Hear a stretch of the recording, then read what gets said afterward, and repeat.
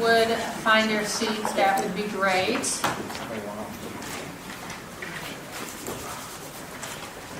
We had planned that the governor would be chairing the first 2 hours, but during the legislative session, things happen, and so we're hoping, he's hoping he'll be able to come by. He was very excited about the presentations that will be happening today, so we may or may not see him. But in the meantime, we'll just move forward. So Seth, you want to start with roll call? Nancy Golden. Here. Julia Bray Edwards. Yvonne Curtis. Here. Matthew Donegan. Here. Samuel Henry. Here. Nicole Maher. Mark Mulvihill. Here. David Reeves. Ron Sexton. Mary Spildy. Here. Kate Duran. Here. Hannah Vendring. Here. Dick Whitnell. Here. Okay, thank you. We also just want to ask if we could go around for people sitting at the table but not necessarily on the OEIB to introduce yourself. I know, Lisa, you're new, right? So if you want to introduce yourself. Lisa Van Landen, And Melody Rose, interim chancellor of the Oregon University System. Okay, we all know Cam, right? You want to introduce yourself just in case someone doesn't know you? Sure. Cam Price, the director of the Department of Community Colleges and Workforce Development. Thank you. Okay. Now it's time for approval of the minutes. You all should have your minutes. They're behind tab 1. Madam Chair, so moved. Moved and second? Okay. All in favor? Aye. Opposed? Okay, thank you. Ben, time for a legislative update.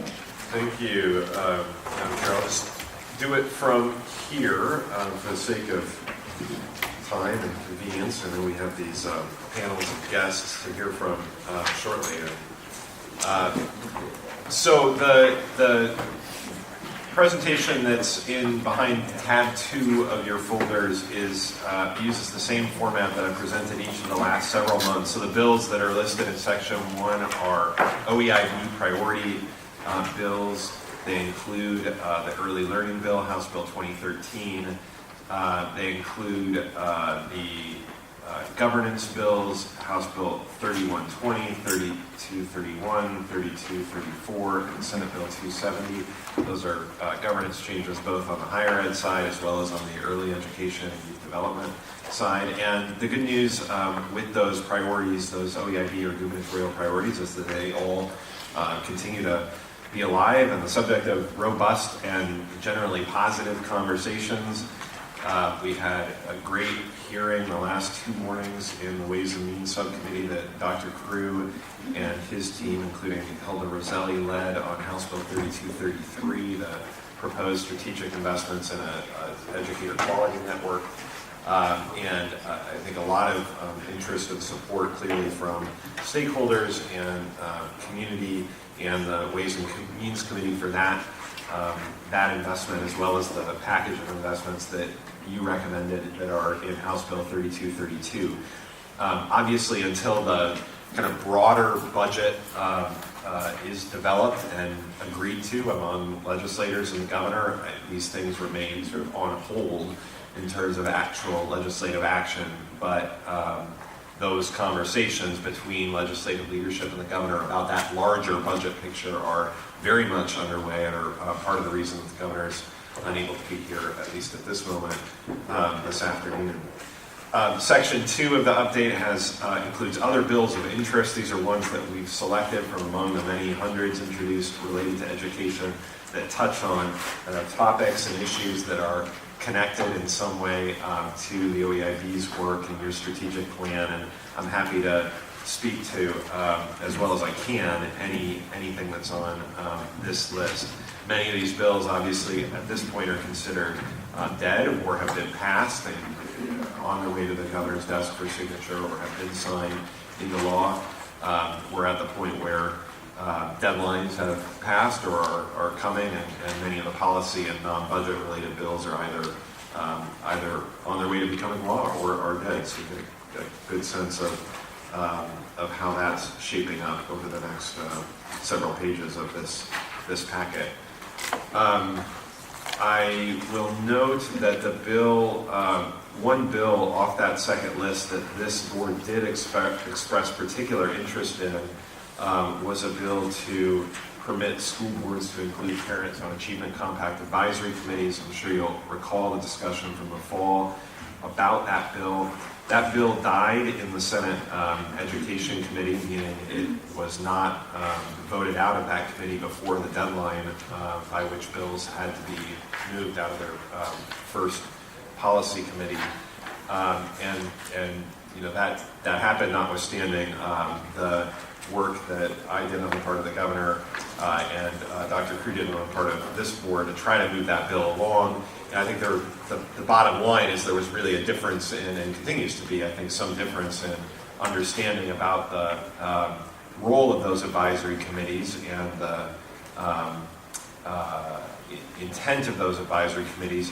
All parties, I think, believe that school boards certainly have an obligation to gather input from the community generally, including parents and other organizations, before developing Achievement Compact targets as well as implementation strategies.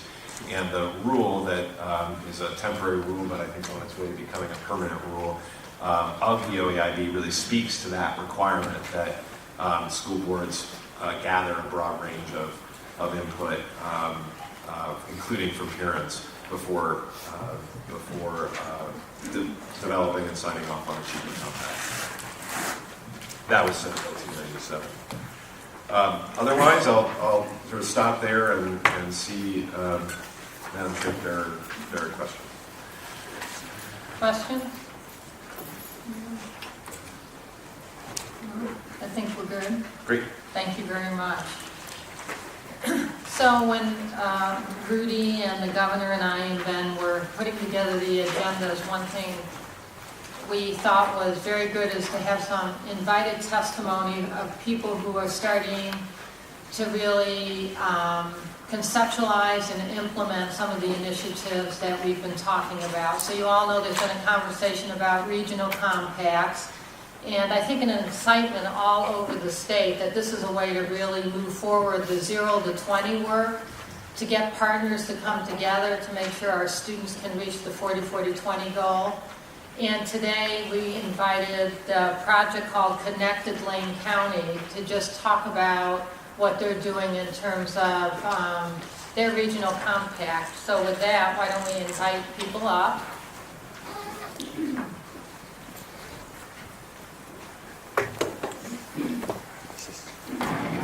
Okay, great. So you're going to introduce the group and all that? Or? Yeah, what I'll do is I'll introduce myself, and as each of us present, we'll introduce ourselves.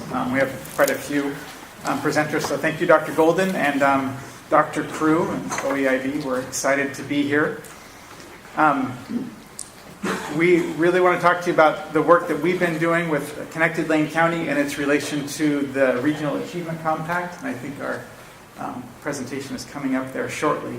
What we plan to share today is what Connected Lane County is exactly, who's involved, how we're strategizing to make an impact on the lives of children in our county, and we'll also leave plenty of time for questions at the end of this. I'm going to start with the why we came together in the first place. Our mission is printed there on the screen. We recognize that our kids are lucky enough to grow up in a county with a nationally recognized community college and a world-class university. However, not enough of our children are taking advantage of these two institutions, and our aim is to turn that around, especially for our first-generation students. We know this mission is the key to our kids' dreams, and you all know the significance of the class of 2025 because you helped shape that significance in our state. I'm going to share a short video with you of some of the class of 2025 sharing their dreams.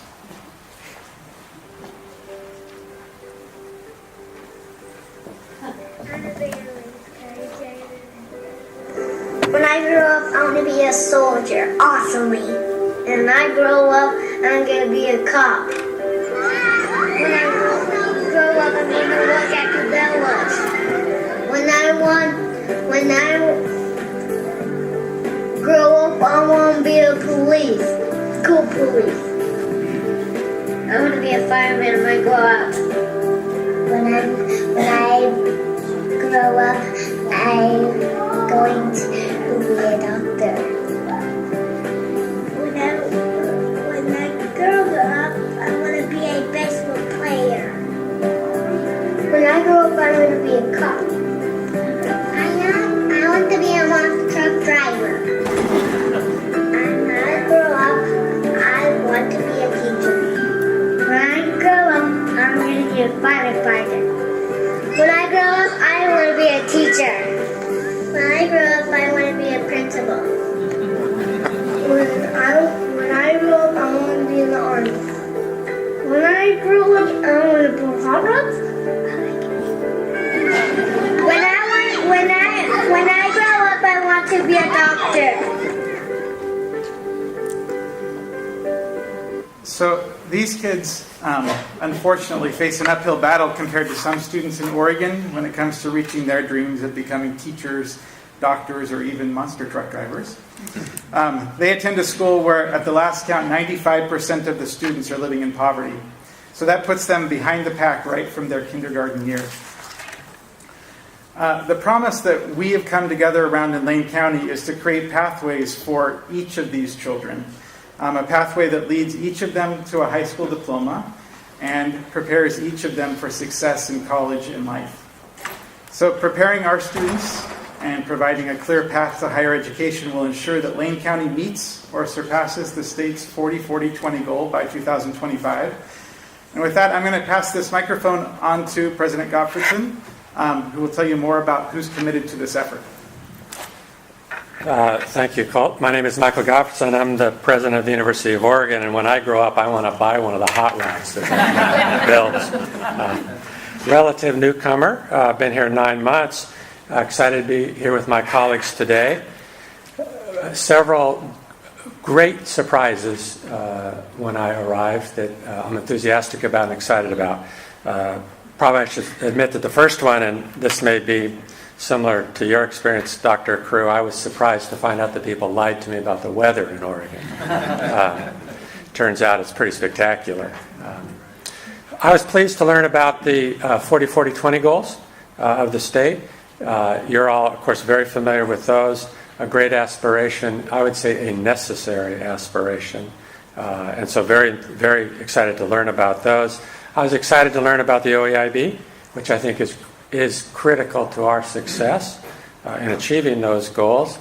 Excited to learn about it because of the idea inherent in OEIB. 3 ideas that I've always believed in. One, if you care about something, you measure it. That you invest in results that you determine on the basis of evidence and have confidence in.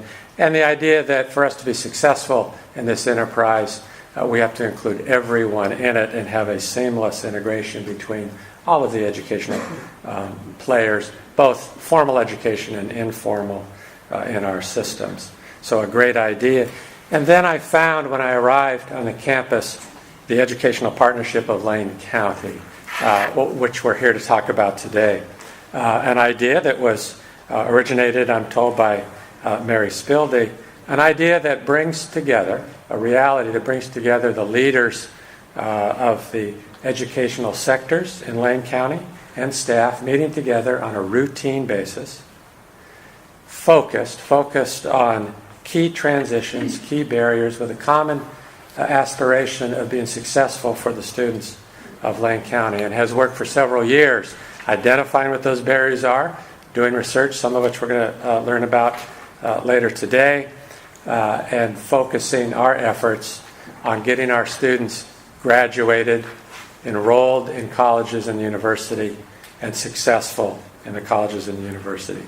2 things that I found particularly exciting about this partnership: that it's evidence-based and data-centric, that every conversation has to do with what do we know and how do we know it, and then secondly, that it is leadership committed. And I think that's something that characterizes this body more so than others I have been involved in. We got very excited recently in learning about the idea of regional partnerships and perhaps doing a pilot ourselves. And I say that not just because we have the coolest name, Connected. We do, of course. It's a great name. It's a great vision, actually. But because we believe in what we do and have come to believe in what we do on the basis of facts and experience. And that we're eager to go to the next level because we've discovered, we know what you know, and that's that integration and study are the keys to our success. Integrating everything that we do, identifying the barriers, and designing projects to overcome them. And projects that can be then ramped up, exported, generalized, which is the philosophy that characterizes this group. So the group brings together the leadership, the university, community college, the superintendents of Eugene, Springfield, Bethel, and rural districts, the Lane Education Service District, and early childhood education. Footnote here, we have all become convinced, as I think you have, of the absolutely critical nature of the early childhood experience. We focus a lot on the transitions between high school and college. We all know, because it's true, it's a fact, that we need to appreciate fully the earliest childhood experiences and how critical those are to success, how critical those are to our success in the 40-40-20 goals. Our regional partnership has been doing very meaningful work. You'll hear now about some presentations about the discussions we've had about sharing student performance data, building a longitudinal perspective on the experiences of the Lane County students, and how that's helping us focus on hurdles and design projects to eliminate those hurdles. We have to enable tracking of successful educational outcomes, really of pre-kindergarten to grade school, to middle school, to high school, and to higher education and beyond, and we're focused up on those key transitions. We're all excited about the possibility that Connected Lane County may become a pilot project for similar regional achievement compacts throughout Oregon. We're very excited about the leadership that has been shown by Dr. Spildy and Superintendent Golden, who realized as soon as this idea of regional compacts was identified as a possibility, that our Lane County Consortium could be positioned to be one to help others explore their possibilities. We are very excited about taking our partnership to the next level of implementation. That means growing, and we've already convened a larger group of leaders from every partner agency, and want to emphasize the perspective that this group has, that it's the educational partnerships, it's the traditionally thought about educational partnerships, and then writ large. Lots of community groups and partnerships to involve in Connected Lane County to be successful. So my colleagues are now going to share how we got here and how we hope to move forward. Okay, so just a quick note on our history, because really we're trying to focus on the future and not on the past. But we wanted to let you know that we have been meeting for a while. We started about a little over 3 years ago now. And we were a small group of presidents and superintendents sitting around a table brainstorming together. And our overarching goal was to use the combined resources of all of our organizations to address barriers of equity and accessibility for all of our students in our organizations. So that's what brought us together. We were a K-16 organization at that time, partnership, and we since realized we needed to start earlier and we needed to go deeper. And it was really the hearing about OEIB's development of the regional compact that sparked us to organize much more substantially in a way that we believe that will bridge the barriers that exist amongst our systems and between our systems. We found success with a number of early projects that are listed there on the bottom of this slide. I'm not going to go into those. Mostly what those proved to us is that we could make things happen. They helped us determine what some of our barriers were, and some of them helped us overcome a few of those barriers, but we realized we had a list that was much longer now that we needed to prioritize. So we're going to get into how we've organized to get that done and share with you what a couple of our early priorities are. Thank you. My name is Matt Coleman. I'm the Assistant Superintendent in Springfield. I've been a part of this work since its inception. What I want to talk about is what's up on the screen, which is our organizational infrastructure. And we have to put it out there that this was developed when a handful of us were up here presenting to a subcommittee chaired by Dr. Curtis. And we were listening to all hands raised. And we were in the back. We presented first, and we're sitting in the back, and Colt and I are busily scribbling on a napkin how we felt we needed to potentially structure our work. As you see, the P22 and the idea of P being prenatal and through age 22, this structure has been driven in large part by the conversation of the regional compact specifically. The policymakers, and as we think of them as the vision keepers, they work at the executive steering committee level, and this is really the group that has been meeting for the last couple of years. The collaborative coordinating committee is made up of representatives from the different agencies and the different organizations that have really been charged with starting up and then ultimately supporting the idea of 5 collaboratives that we are launching. The collaborative design and the idea of a data collaborative, the P8, the 614, the 1218, and the 16 to 22, is that we need to take a look at how we structure ourselves so that we bridge the gap between key transition points that have historically been disconnected. The P8 collaborative bridges the efforts from prenatal through elementary school and or age 8. The 614 bridges the efforts that unfortunately even within the K-12 system have historically been disconnected, which is the efforts between elementary and mid. The 1218 bridges the gap between middle and high, and then the 1622 bridges the gap between secondary or high school and post-secondary. The overlap within the design of our infrastructure reflects our belief that our collective effort must be connected if we are to realize our vision of supporting first-generation college attendees within Lane County. This belief is further illustrated in our data collaborative as we have identified key measures across the P22 continuum that we believe are connected to student success and will serve as key metrics to measure our efforts within each of the 4 bridge collaboratives. Coming now, and I'm not going to go through the charges that's in your material, but each of these collaboratives have specific charges that is part of the launch of the work and bringing the groups together. But what I'd ask now is that Mr. Larry Sullivan is going to come and talk specifically around the data collaborative.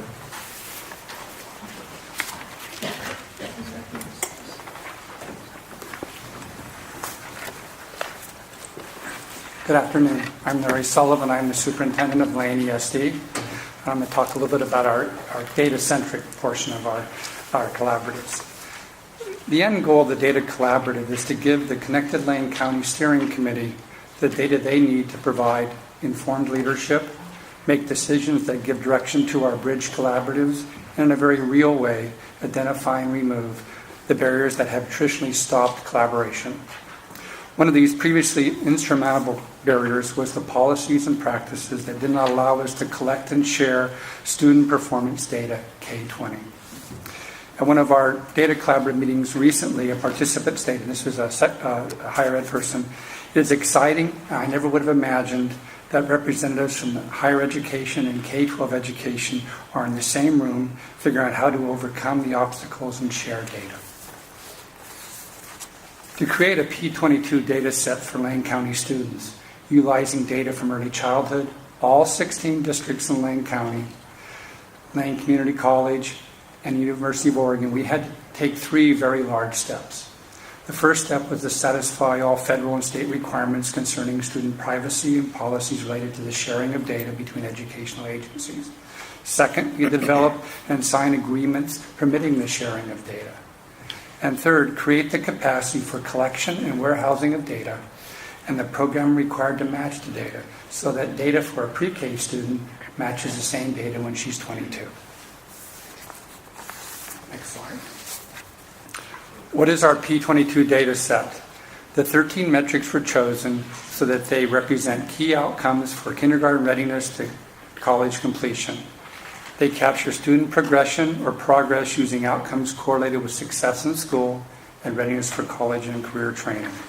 We created a data framework to report formative, comparative, and longitudinal student performance data. The data can also be used to measure and evaluate the effectiveness of evidence-based practices identified through our Bridge collaboratives. This data will also help guide our Regional Achievement Compact strategic efforts in the future. We are developing a new, unique identifier program that allows all parties to share data while minimizing access to individual student private information. And finally, these 13 metrics are manageable, easily understood, and keep our eye on what is truly most important, the investments and accountability for student progress and success P20. I just want to add that you have copies of not only this one page that explains the data, but our first draft at trying to reach these data points and present them to our own group. So I just want to make it really clear. It should say draft all over it. It is a draft. It's got highlighted portions where we believe we have further work to do. But it is a great first attempt at pulling data that's truly prenatal through 20, all in one place for one county. And it's impressive every time I open up that packet. It's about 30 pages, but it's nice to see that we have a starting point. Okay. And Holly's going to tell you how we're going to use some of that data. Yes. Good afternoon. I'm Holly Marconte. I'm the Associate Director for Education at United Way of Lane County. And so I'm just going to talk about our early learning bridge or strategic collaborative, which for us is also our early learning hub, our community-based coordinator of early learning services. And in Lane County, it builds on really over 15 years of work by the Lane County Commission on Children and Families and United Way's Success by Six initiative. And so as I haven't mentioned yet, this collaborative really is looking at prenatal through age 8. And that was very intentionally done by the Connected Steering Committee to break down the silos between early childhood pre-K and kindergarten through 3rd grade. You'll also see, and this is also in your packets as well, when we look at the membership of this group, it includes the sectors that are required in the legislation for the early learning hubs. So we have health with representation from our CCO, our primary care providers, K-12 with superintendents, Lane ESD, early childhood with our early intervention programs, Head Start, child care resource and referral. Lane County has a very broad, robust network of human and social services that are also at the table. Business and philanthropy, we have the Chambers of Commerce, and United Way has a track record of working with the business community. And county government, Lane County as well, is a vital partner at the table in this collaborative. And so this collaborative really is focused on integration across sectors and developing a system of universal developmental screening to identify at-risk children as early as possible and connect them to evidence-based, appropriate services as early as possible. Oh, there's one final point I will point out as well, is that for Connected Lane County, the data points that we'll be looking at are the kindergarten readiness assessment, 1st grade EASY CBM, and 3rd grade OAKS. As the early learning hub is more developed, we'll have measures that are focused specifically on the 0 to 6 population as well. This slide really just looks at the core functions and the goals of the early learning hub. So the goals really are to ensure that systems are aligned, to ensure that children enter school ready to learn, and that they're raised in stable attached families. The functions include conducting service and system assessments, mapping and coordinating funding and resource allocation, integrating and coordinating outcome-based service delivery, contracting and collaborating with providers for services, and reporting milestone outcomes on kindergarten readiness. What's not on this slide that I think is worth mentioning is the really great opportunity that we have within this early learning work to align and leverage efforts that are currently existing in Lane County. So our Parenting Education Hub, OCF's P3 grants, 211 Info, 211 Family Info, really under this early learning hub and as part of the broader connected work. We have 2 additional strategic collaboratives we're not going to cover in the presentation today. Information's in your packets. We're happy to answer questions, but we're going to just sort of breeze through these 2 slides. And then I'll turn it over to Terry to cover our final collaborative. Good afternoon. I'm Terry Ward, and I'm co-director of the Center for Educational Policy Research at the University of Oregon. At the other end of the continuum from the early learning bridge that Holly featured is the high school to college bridge. intentionally designed to cover two important transition points: students that transfer from high school to college and those that transfer from 2-year to 4-year degree programs. This bridge group is currently identifying areas where students stumble and where institutional partners that collaborate can better help them to succeed. For example, to answer the question asked by one of our school district partners, why aren't more of our students enrolled at the U of O, we worked together to learn that the school districts underrepresented actually had fewer students apply. When our collaborative probed further, we learned from our UO partner that the percentage of students by district showed nearly identical acceptance rates by the U of O admissions staff. So we understand now that in order to help more students access 4-year degree programs, we need to get more students from those underrepresented districts to apply.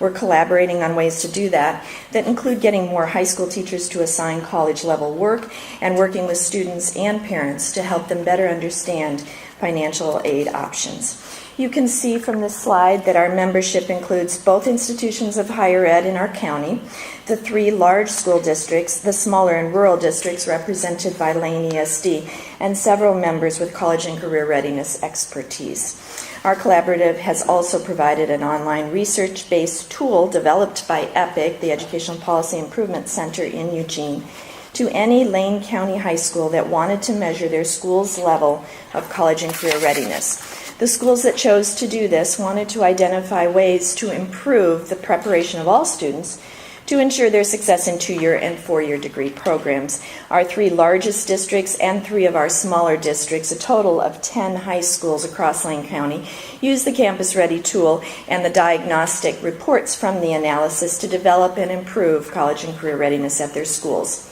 Next slide. I also wanted to mention that we are nearly finished with a report entitled The Oregon Toolkit that displays what we call pipeline data, describing how students move through our school districts and into and out of our state's institutions of higher ed. You can see here a snapshot of some of the contents of the report. These are the types of initiatives that can come from institutional collaboratives. Thank you. So we started a little bit with the class of 2025, and we're going to have a member of the class of 2013 come up and tell you a little bit about some of these projects that have been underway and how they've impacted her.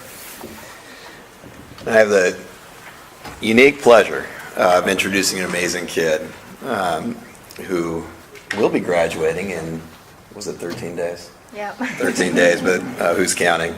And will be enrolling at the University of Oregon. Itzel embodies everything Connected Lane County is about.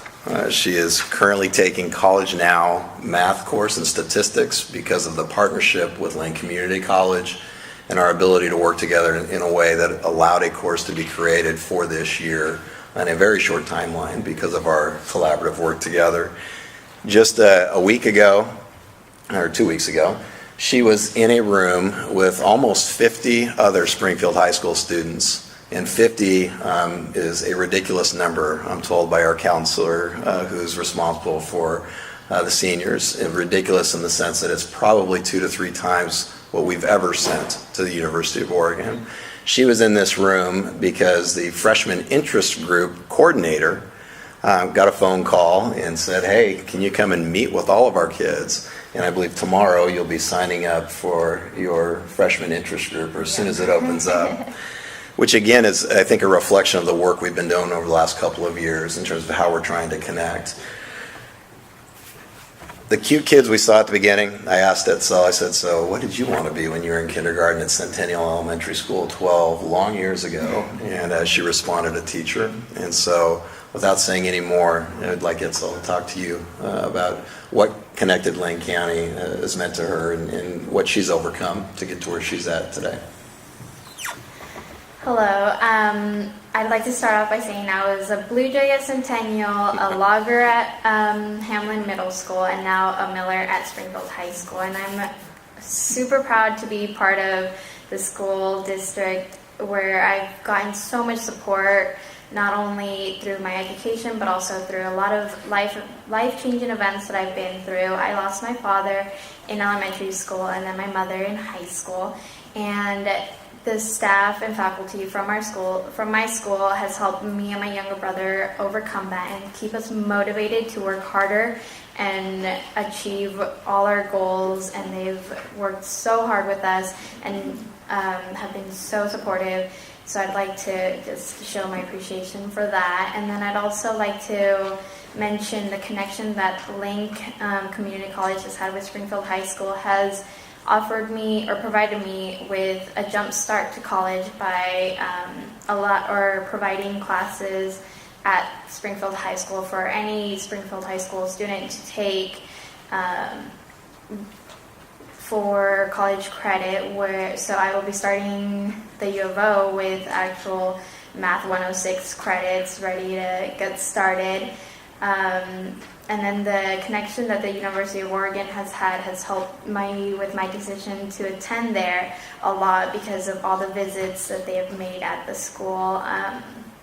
Since I started at Springfield High School, they were really involved with us. And so from freshman year, I knew I was a duck, and I'm super excited to get started next year. And yeah, I really think that all this is great and that it's really inspiring to see all the teachers and faculty and staff all involved in the school board being connected to their students. It shows that we're not just one in a billion, that we do matter and that we will be the future for this world. Thank you. With that, we're open for any questions you might have for the group. Questions? Yeah, just, you want to go, we'll start with Hannah, and then we'll move down. So, what are you going to do? I've actually changed my interest from a teacher to, I'd like to study something in business. I'm still a little unclear, but I've had some interest in global marketing. Superintendent Gill, what's the next big piece?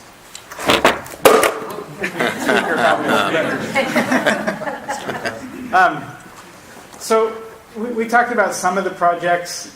What we think really happens next for us is two major projects, one on each side of the continuum. So we have an early childhood program called KITS in our community that we've done in partnership with the United Way of Lane County. KITS stands for Kids in Transition to School. It's a 16-week pre-kindergarten program that our early data is showing makes a huge impact both for the students educationally and for the school system financially. It's preventing students from having to enter special intervention programs later in kindergarten and first grade. Its carry through is pretty amazing. It was developed by the Oregon Social Learning Center. And it includes a parent component that brings parents into the schools once a week for these 16 weeks and helps them understand how to reinforce the program that's happening in the classroom. It also works on students' early literacy skills, their social emotional skills, and their self-regulatory skills in a very small setting. So they are in a program that is 1 to 5, so 5 students to 1 teacher, and are really picking up some great skills to help them be prepared for kindergarten. So that's one of the things that we would like to invest further in. Currently, we do that in what we call our Promise neighborhoods in Lane County. So this happens in 4 schools, well, 5 schools now. We just expanded to 1 more. And we'd like to see that spread across the county. So if we were able to access significant funding through a regional achievement compact, that might be one place we'd invest. Another place we would look at investing is we have a program called Ignite the Core that is developing a strong partnership between Lane Community College and university professors with our high school staff and eventually down lower into middle school and high school around mathematics and the Common Core curriculum, and making sure that there's a strong content knowledge in the K-12 system for preparing students to learn these much more rigorous mathematics skills. So that's another place that we'd like to invest further in. We've written a Gates Foundation grant to fund the initial part of that work. We'll find out about that later this month. The university and the districts have already committed to it. Even if we don't get these grants, we're going to find a way to help that work progress at some level. But any additional funding that we can get through grants helps make that move. Now that's kind of a couple of the grand scales. What are we really going to do that hits students right away? We also know that we need to get deeper within our own organizations. So we have moved our organizations quite a bit in terms of this partnership from just a table with 3 superintendents and 2 university presidents and an ESD superintendent sitting around and brainstorming. We have much more staff involvement now than we have had in the past, but we recognize that that needs to go even deeper. We would like to involve our faculty and staff to a much greater degree as we move forward, and that takes money to convene groups, to pull them out of their full-time work that they're doing right now and think about doing the work in a different way that's more collaborative across all our organizations. So even if there's a small amount of funding that comes along with a regional education compact, that's probably the first place we would invest it so that we can share what we're doing and have others believe in that dream and help us break down those barriers that exist between our organizations. We know that it spreads quickly and people get excited quickly because the collaborative group, that is the, I think, second or third slide that you have, that's a group of staff and faculty from each of our organizations. When we charged them with this, they believed in it to such a great degree that they found the only day that worked for all of them to meet, and that happened to be Friday afternoons and evenings, and they never miss a Friday afternoon evening to come work on this work together. So that says a lot, and it's not a Friday at 4, it's a Friday rolling up their sleeves and getting down to business. So I think that convening ourselves more deeply, working on kits at the low level, working on Ignite the Core at a higher level, those are 3 of the early projects that we would take on. Yeah. So I wanted to make a comment and then ask a question. First of all, congratulations. This is really great, and I think it's so hopeful. When we saw the first group, the last presentation where the Portland group presented and your group presented, I just loved the conversations that started about what could we learn from one another, and I think it's just a perfect example of how we can take the great work that's going on in many different areas in our state. And I just get so excited when I think about how quickly you guys moved from where you were in the last presentation to putting this all together. I was taking a ton of notes and sending emails to my group that we're getting together to do this next. So that leads to my question.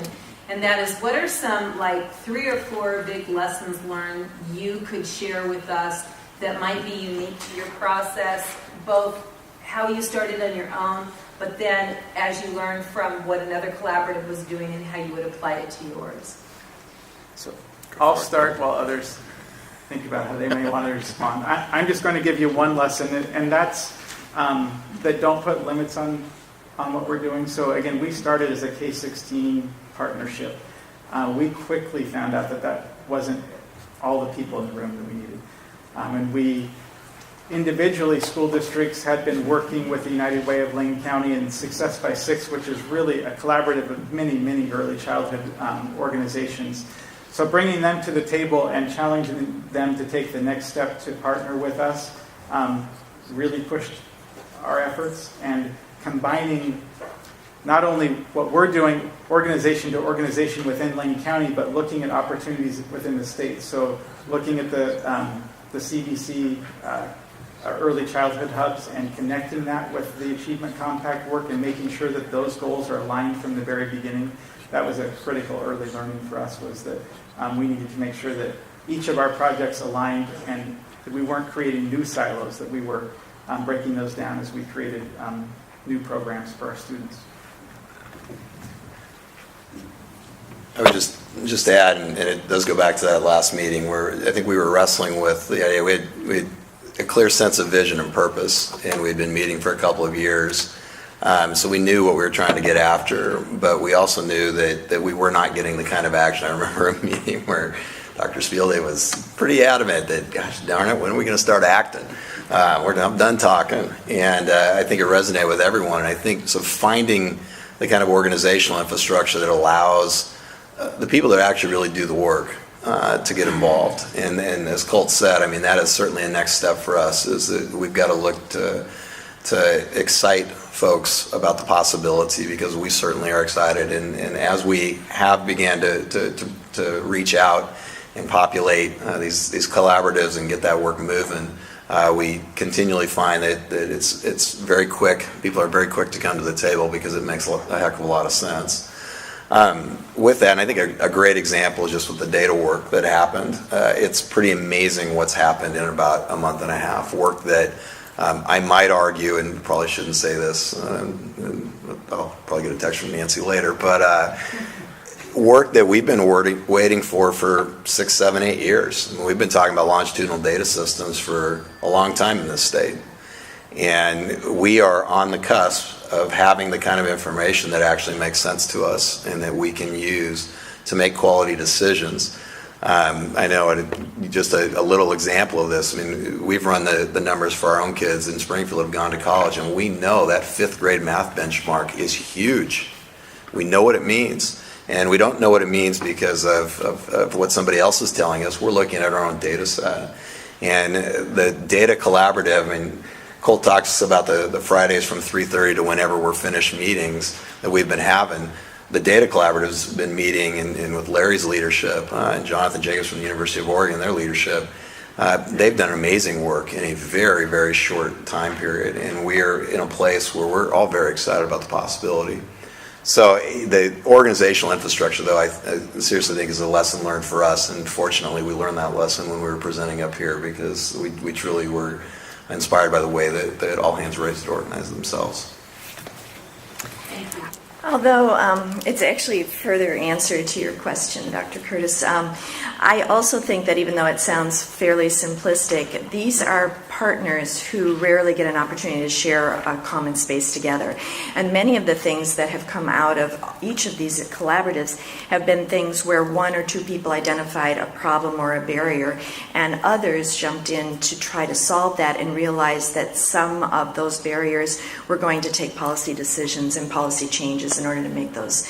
And I think that all too often leaders are not in opportune moments to share those kinds of identifications and be able to solve those problems together. And I think everybody involved with this initiative, because they are all volunteers, are really good problem solvers and very focused on the outcomes of the work that we're doing together. Hannah. Just, so P through 22 is 22 years of age. Do we have something in the works in Lane County for maybe the workforce development, the work that needs to be done to help Oregonians? Is 40-40-20 for all Oregonians? So is there conversation about this? I love the focus of what you got here. I'm just wondering if that's any part of your conversation. There is. Sorry. I'll start and then maybe even other members might chime in on this. We just had a meeting last week where we were working with our Regional Technical Education Consortium and looking at the organization that had been developed there over the last several years and some changes that had happened over the last couple of years. When we got deep into that discussion, again, it was Dr. Spildy who said, wait a minute, we need to probably pause and put this on the table with Connected Lane County as well to make sure that we're not creating, again, another silo. What we found all along our pathways, we need to stop doing business the way that we have doing. Every time we come to one of these tables, our RTEC program, Regional Technical Education Consortium, has always been this separate entity. And certain people from each organization go there with a very specific task in mind, which is workforce development. But what we are discovering is we need that organization to talk to the rest of the system. And so Dr. Spildy might want to talk about her idea of bringing that into the fold with Connected Lane County.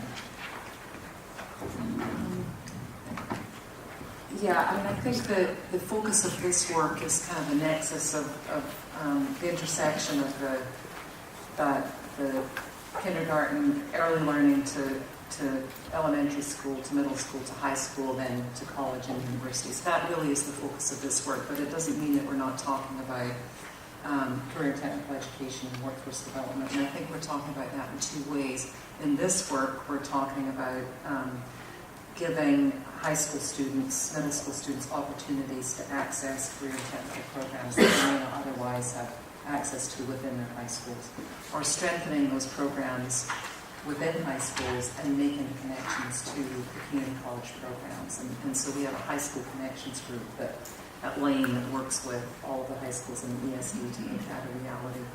Then, of course, we've got a whole other population of over 22-year-olds that come to community colleges, and they're not the focus of this work.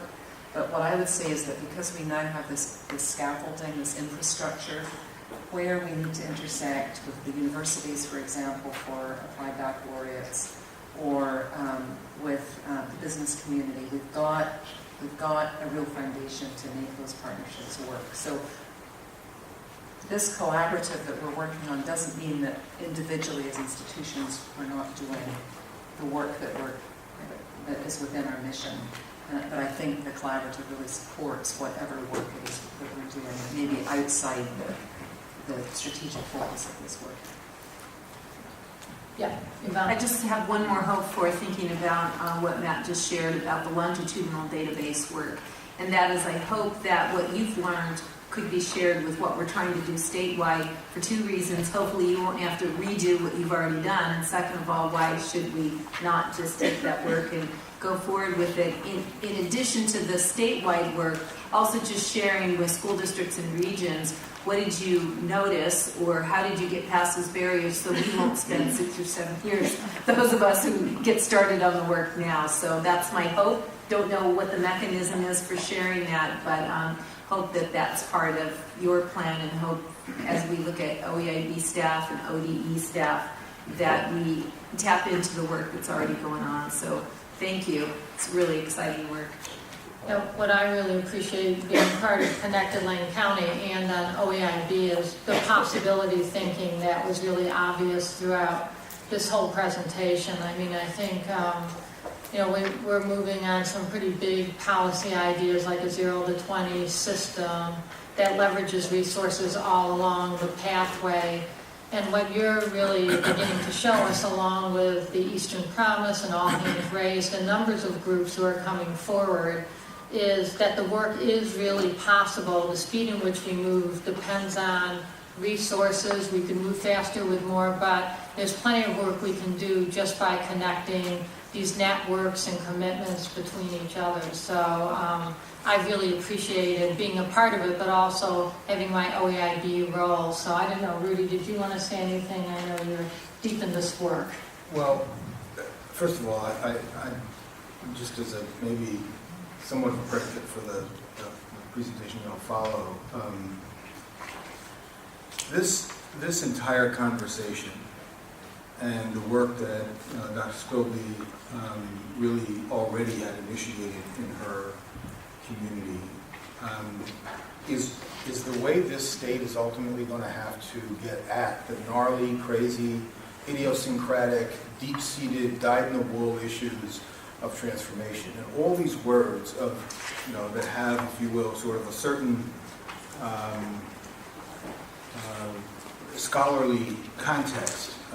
What it comes down to fundamentally is, can you change people's lives? And can you change the institutions that are assigned the challenge of doing that? And so when I hear President Gottfriedson and I know President Spilby's work, and now superintendents and community-based organizations and businesses and a whole set of other people directly to this young, beautiful lady right here, what I ultimately see is that the lineage of this work, the footprint of this work, not only in the form of the regional compacts, but as you'll see later, in the form of some of the specific work around STEM, that begins to kind of pave the way for the way it's going to be. And I know that there's a fair amount of trepidation about that. There was early when we first got here. There was angst and tension over whether or not, what does it mean if we all got in the same room and had to talk? Right? What does it mean if we all had to come up with an idea as to how we would exchange notions and new notions about learning and new notions about research and ways by which we would share data and so forth? Well, what it means is that we don't know all the answers, but my God, we are so much stronger than a collaborative bond to figure out those answers out. So I really want to extend my deepest appreciation. I know the governor was just excited, just elated over this when he was talking about being here for this presentation, because it really does fundamentally set in place a very different structure for making new knowledge and using new knowledge to create new settings. And that is maybe the most important thing we can hope for out of all of the work that we've done over the course of this year. So I deeply, deeply and profoundly thank all of you for the work that you've done, and frankly for the risk that you've taken. This is not easy. I know that what didn't come up here today is all the blowback. Right? It's all the stuff that somebody said to you along the way, like, why are you doing this? And this too will go away, and wait it out. This crazy people will go and either get fired or leave or whatever. Truth be known, it doesn't matter whether we're here. What matters is that young lady is going to be here, and thousands others like her are going to be here, and that's really what our charge fundamentally has always been. So, again, my hat's off to you. Okay, Dick. Yes, I think I'd like to comment on the collaboration. I mean, collaboration means a lot of different things to a lot of different people, but to me it means A through Z. And I think there's a great opportunity here. You show on your P8 here, you do have the Chamber of Commerce, but then on the Executive Steering Committee, you don't have any downtown people, it looks like, in that. And piggybacking on what Rudy says, what's missing and what we're talking about, the transformation of life on this young woman here, but also, and people get tired of me saying it, but there's a return on investment, is saving me money by being efficient and being able to be collaborative like you're talking about. But I think we're missing an opportunity in your entrepreneurialism of being collaborative by not having more people that can make a difference. In our area, I know we would want a county commissioner on a deal like this, and we certainly would want the Chamber of Commerce president or whatever else is on this to, because and even you could throw in the DA and then throw in the sheriff and then throw in your chief of police and then you throw in your representative and then you throw in pretty soon, my gosh, you've got a collaborative group. But because we need to sell this upstream or downstream, and I have the advantage of sitting here and hearing you, and yes, but when I leave here and then get into my little old fart network, I mean, I have to spend a lot of time to spin it, to tell what great work you're doing, and they say, well, who's involved in it? And pretty soon it's the top of the tree. See, so I would really encourage you to, when you say collaborative, that you really mean collaboration, A through Z. I agree. I think you're right. We need to present that a little bit better than actually what we're doing. So we have recently partnered with the Eugene Police Department. They were presenting a gang awareness summit and a gang prevention summit, and the group that they came to for support in putting this together was this group, Connected Lane County, and they worked with Greg Rickoff, who's a key player in our work, and the president's chief of staff. And it is those collaborations that they make a true difference. They do. And we have Lane County governments involved. We are a little bit, I'd say, weak on the business side, and that's something we need to go after, and that entrepreneurialism. Yeah, I think, Yvonne, one thing you asked is how are we going to, as different places start these practices, how are we going to share? And I know part of the idea about the regional compacts and maybe some resources that have been put in the budget is to convene groups to come together to start sharing their practice so that we all can learn from each other. And for those, maybe I don't know if they're regions or counties who haven't started yet, to be able to look at the people who have already started and kind of learn what's working, what didn't work. So, I do think we've got to not only think about ourselves, but we have to think about the whole state and how do you scale this up as as we move forward, because it's every child in Oregon who deserves the same sort of seamless system of education that many of us are beginning to put together. So I think as an OAIB, that's part of our job to work on that, to make sure it moves from 3, 4, 5 regions to the whole state. So that was a good thing, Yvonne, to remind us of. So thank you. I can't tell you what this means to us who have been working on the higher policy level to really see that the laws that were passed, the energy, our legislators, certainly our governor and Dr. Crew and everyone on this committee has put forward is really beginning to make a difference for kids. So we really appreciate the opportunity for you to talk to us. We'll have to, when the governor travels to Lane County, take him to one of the Connected Ed meetings, or Rudy, don't you think?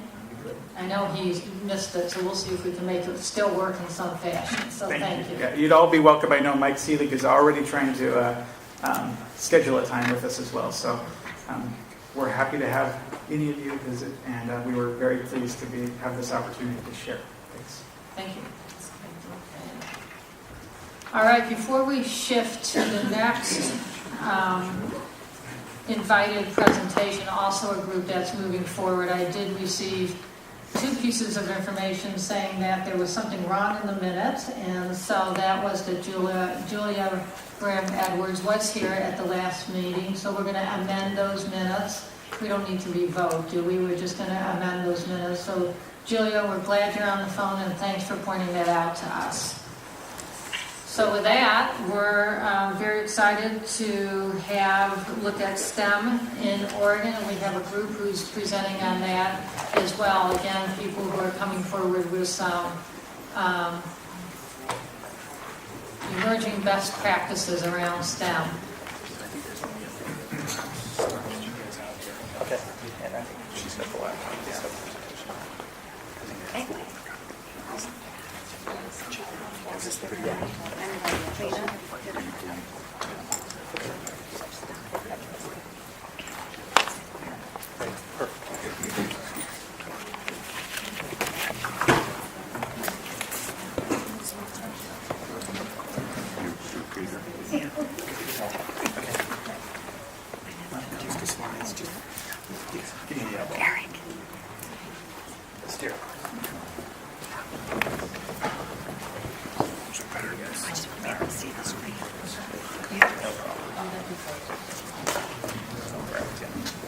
Thanks for coming, and are you going to start us off? Yeah, I'll go ahead and start us off. I'll make the introductions as well, and then we'll move through.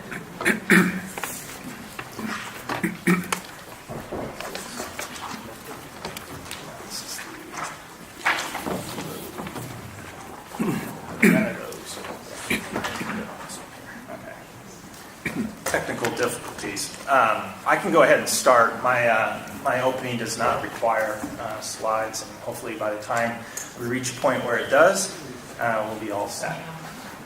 Well, good afternoon, Dr. Golden, Dr. Crew, and members of the Oregon Education Investment Board. Thank you for the opportunity to speak with you today. My name is Eric Meslow. I'm the president of TimberCon in Portland, and I serve as the co-chair of the Oregon STEM Employers Coalition, as well as the chair of the Engineering Technology Industry Council, ETIC. Introductions are in order.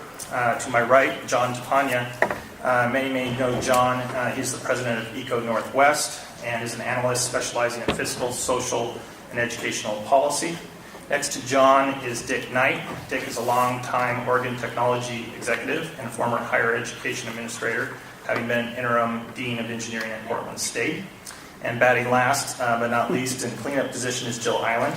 Many of you know Jill as Intel's corporate affairs manager here in the state of Oregon.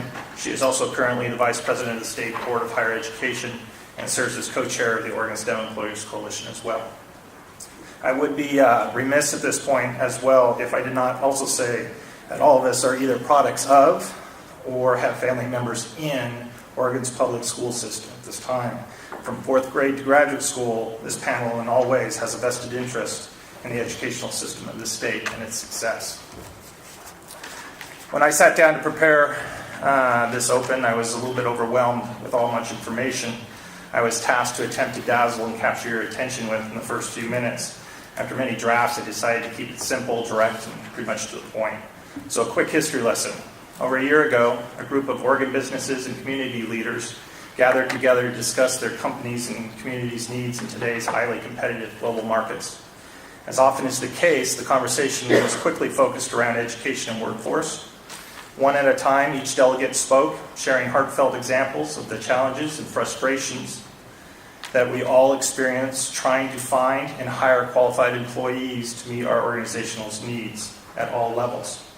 The session could have turned out like many others I've participated in over the years, nothing more than a well-organized, finely dressed venting session with high-quality snacks and coffee. But I am pleased and proud to say that it did not conclude that way. Instead, a group came together and decided it was time to act, time to organize, and frankly, it was time to get off the sidelines and get in the game, to be part of the solution. From that very first meeting and the dozens that have occurred since, the Oregon STEM Employers Coalition was formed to represent the voice of industry. Its mission, relatively simple: to advocate for increased investments in science, technology, engineering, and math programs from PK to grade 20, STEM. The coalition is now made up of over 45 member companies and 10 major business organizations and advocates for STEM on behalf of over 1,000 employers across the state and nearly every industry segment, including agriculture, healthcare, transportation, high-tech, energy, timber, and manufacturing.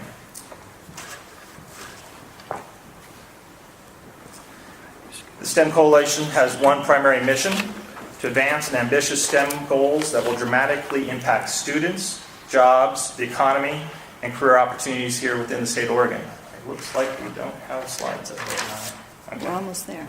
No problem. For all of our citizens. This would be evidenced by the doubling of number of K through 12 students that are proficient in math and science by 2025, and doubling the number of post-secondary STEM graduates during that same time period. Bold goals, we believe, are necessary to ensure success of our state into the future.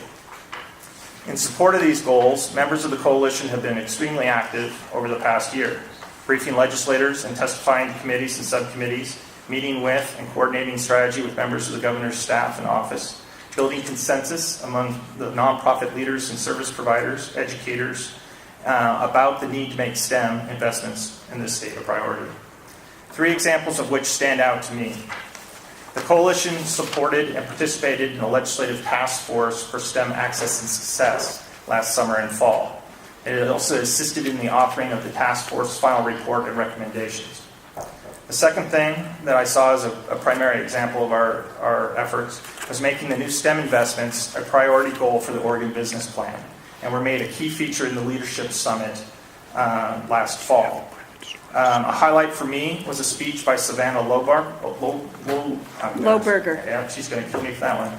The talented young woman from Hillsborough, whose impassioned speech in support of STEM still fuels my efforts to this day. And lastly, but from a practical manner, certainly not, the coalition assisted in the formulation of House Bill 2636 with Representative Harker and Senator Steiner Hayward. Next slide. The bill would create Oregon STEM Investment Council. The council's main function would be to collaborate and co-construct with Dr. Rudy Crew and the OEIB a long-term PK-20 STEM investment strategy.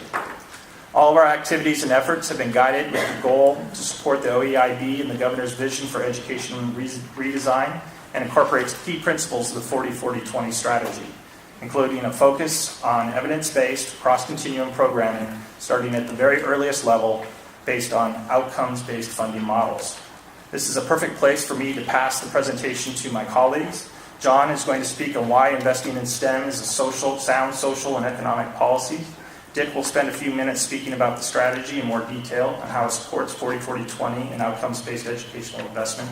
And Jill will close by talking in more detail about the STEM Investment Council and the next steps we believe are in order. With that, John. We do have packets, so even though it's not showing up there, we have the information that's helpful. There's some in need for the audience too. Excellent. So a little context. There has been an awful lot of attention on STEM over the course of the last 5 to 10 years with increasing frequency. And the context, I think, is economists are looking back and then they're looking forward. And they're looking back and they're saying, we financed the last expansion, economic expansion that we experienced in home equity loans. And that clearly didn't work. So how are we going to move forward? How are we going to drive the next expansion as this economy begins to recover? And they point to exports. Lots of this world is growing and moving into the middle class, experiencing what this country experienced in the 50s and 60s. And the theory is, if we're going to grow like we have been used to growing in the past, we're going to have to figure out how to be innovative and to build things that those markets, those emerging markets across the globe want. And if we're going to do that, our workers are going to have to be innovative. They're going to have to be problem solvers. They can't simply be routine workers. And they're going to have good, basic, solid skills in the ability to work in technology and with technology. And hence the growing argument and persuasive argument that more investment in STEM-related skills and in STEM degrees over time to complement skills in communication and broader problem-solving skills. So in the packet, and hopefully soon on the charts, numbers that most of you are probably going to be familiar with, just wage rates. If you look at by educational degree, be it high school degrees. Here we go. Page 4. So we'll go to page 4. Those that have some college or an associate degree, bachelor's degrees, graduate degrees, etc., higher degrees of education buys opportunity. If you apply those degrees in a STEM occupation, regardless of what your degree is, you even make more. And that's because there's a strong correlation between those STEM occupations and the traded sector, like the representatives of the firms around me. Lots of application of science, technology, engineering, and math in those innovative occupations. The more innovative you are, the more willing people from far, far away are willing to buy your goods, and the more valuable your output. So how do we get there? As you heard Eric state, there's a goal to double proficiency as measured under the National Assessment for Educational Progress. This chart, I simply want to make 3 quick points with. This is the 8th grade NAEP scores in math over the course of the last decade. Massachusetts is simply put there as the aspirational goal. They are number 1 and have been number 1 over that period of time.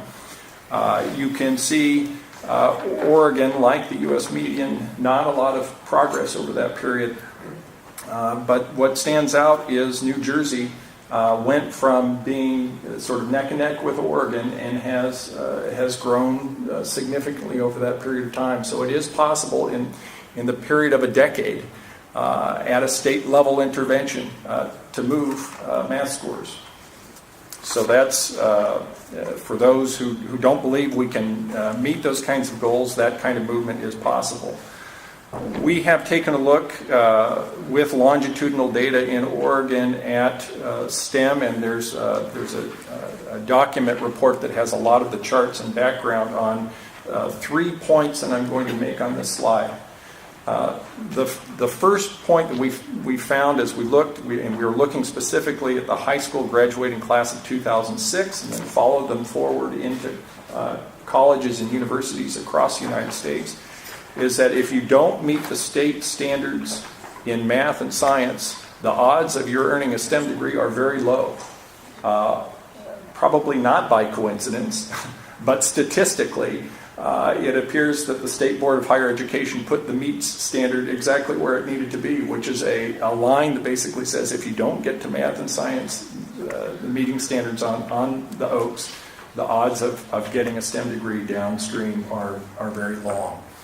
The second piece, which was very interesting, is that we also then looked at the exceeders in math and science in the class of 2006.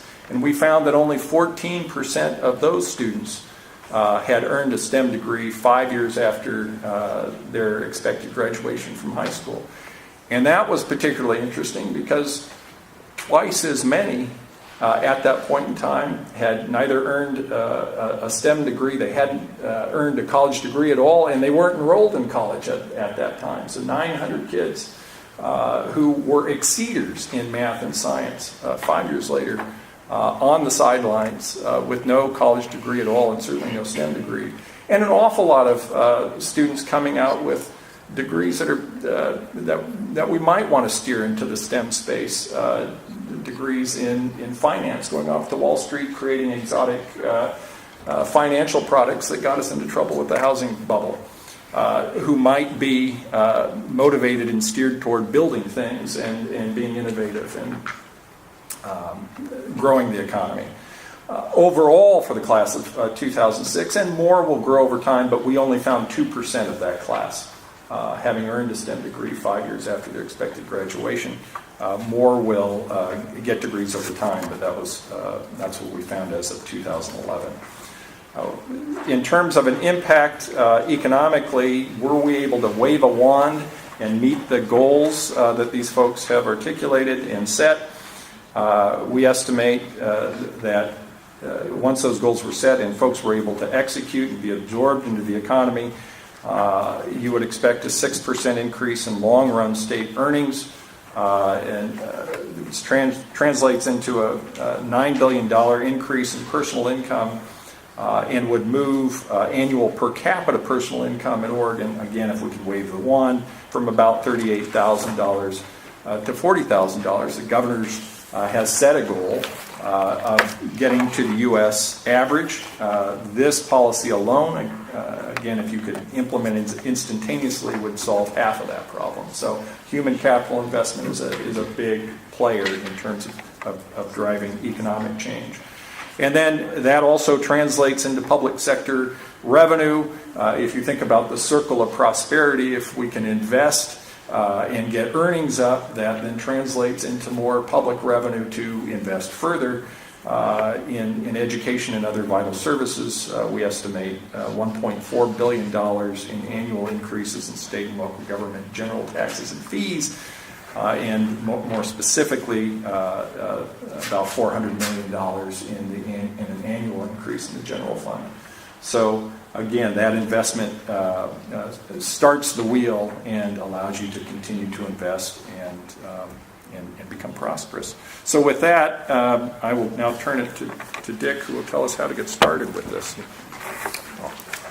Dr. Golden, Dr. Crew, members of the committee, thank you for the opportunity to talk to you, but more than that, I would actually like to thank you for the incredibly complex job you have taken on in the role that you've assumed. Quite frankly, it's probably the most critical, broad-based, and complex thing I can imagine, and I think the absolutely wonderful presentation from Lane County pointed out all of those elements. So we're going to talk to you about something that addresses a part of that problem, but it addresses it a very different way. We're talking to you about STEM and a STEM council. Clearly, that's only one component of an overall education strategy.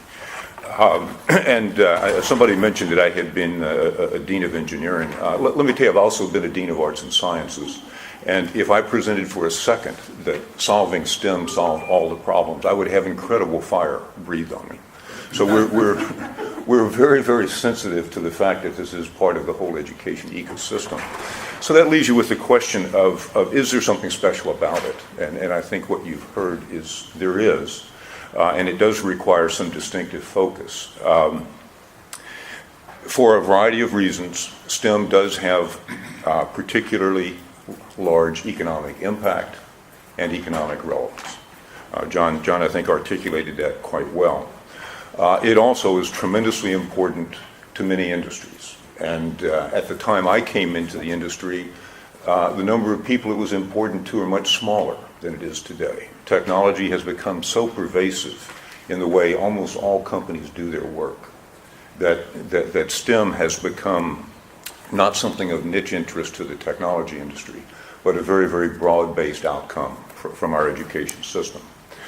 The other thing I would add, and maybe it's hard to quantify, but I think STEM is uniquely positioned to provide life-changing opportunities and careers for students.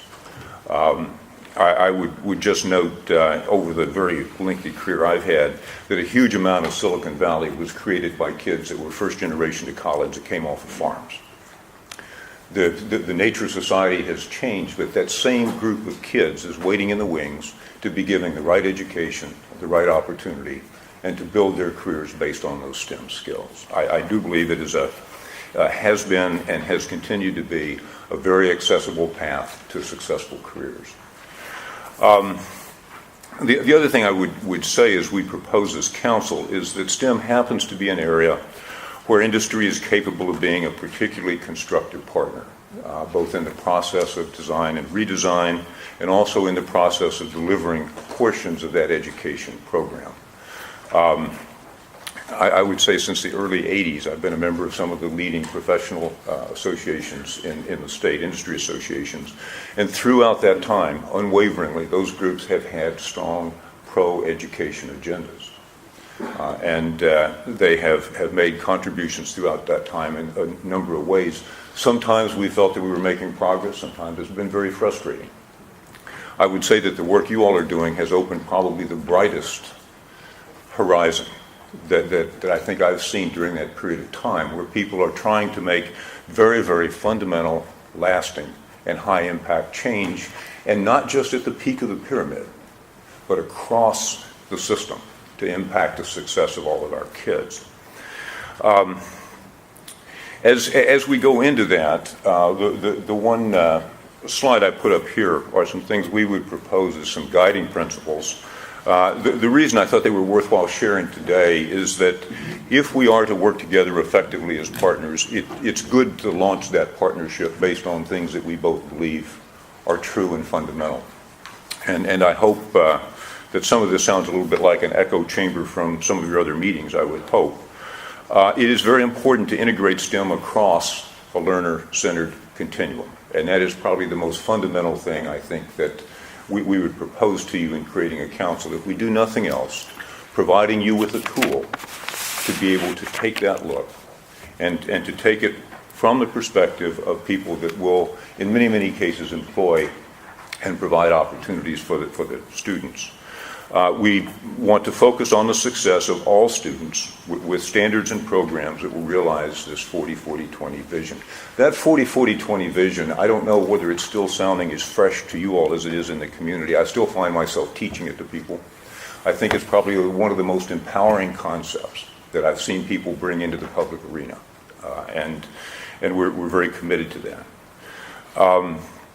We also believe, and here's where industry begins to become a particularly attractive partner, that it's important to connect those students to the, quote, world of work in that process for a couple of reasons. One is it can provide an experiential learning process that's more engaging, that causes more of these kids to find some relevance that motivates their studies. And it also provides a window into career preparation that, quite frankly, wasn't probably necessary for my kids, because they grew up in that world. But an awful lot of kids had never known anyone living that life, working in that world, being paid for that type of an education. And then finally, I think an engaged industry can meaningfully contribute in several different ways. Certainly perspectives on careers within the company's learning opportunities. And I think in Oregon we have some superb examples of companies that have brought other kinds of financial and non-financial support. So moving on, the real question I think I would expect you to ask is, what can a STEM Investment Council really bring to the success of the education enterprise? And I would just leave you with three thoughts. First is, we would hope that you would create and work with us to create this council to support the OEIB and Dr. Crew in setting direction, policy, and strategy. STEM does have its own texture, and it does need to span that entire continuum, and it does need to span the entire state. And I would hope that that basically the offer of effort and support we're bringing to that would be something that you would find useful. The second thing is, depending on how the legislature would act and whether they would be willing to fund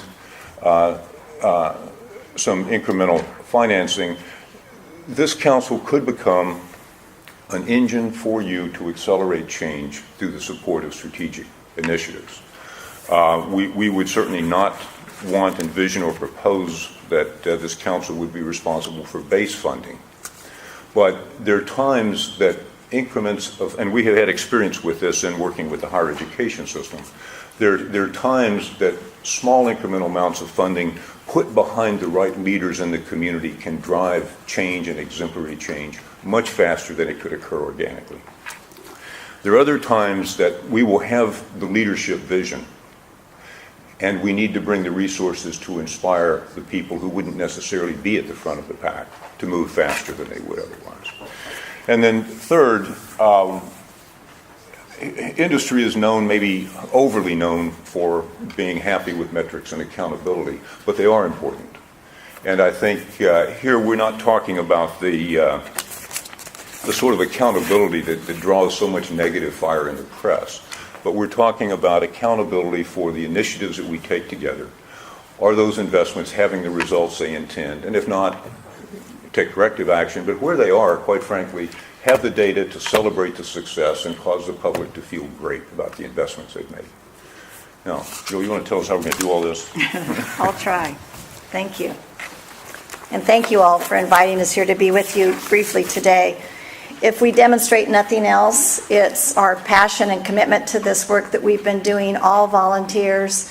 Some of you know that I actually have a day job, but we have spent several hours just helping to, at Dr. Crew's invitation, co-construct the container around which this good work can be done. But I would tell you, we also bring a private, I'll speak for myself, and I believe Eric as well, a private sector impatience around all of this. We have studied the problem long enough. We're ready to launch.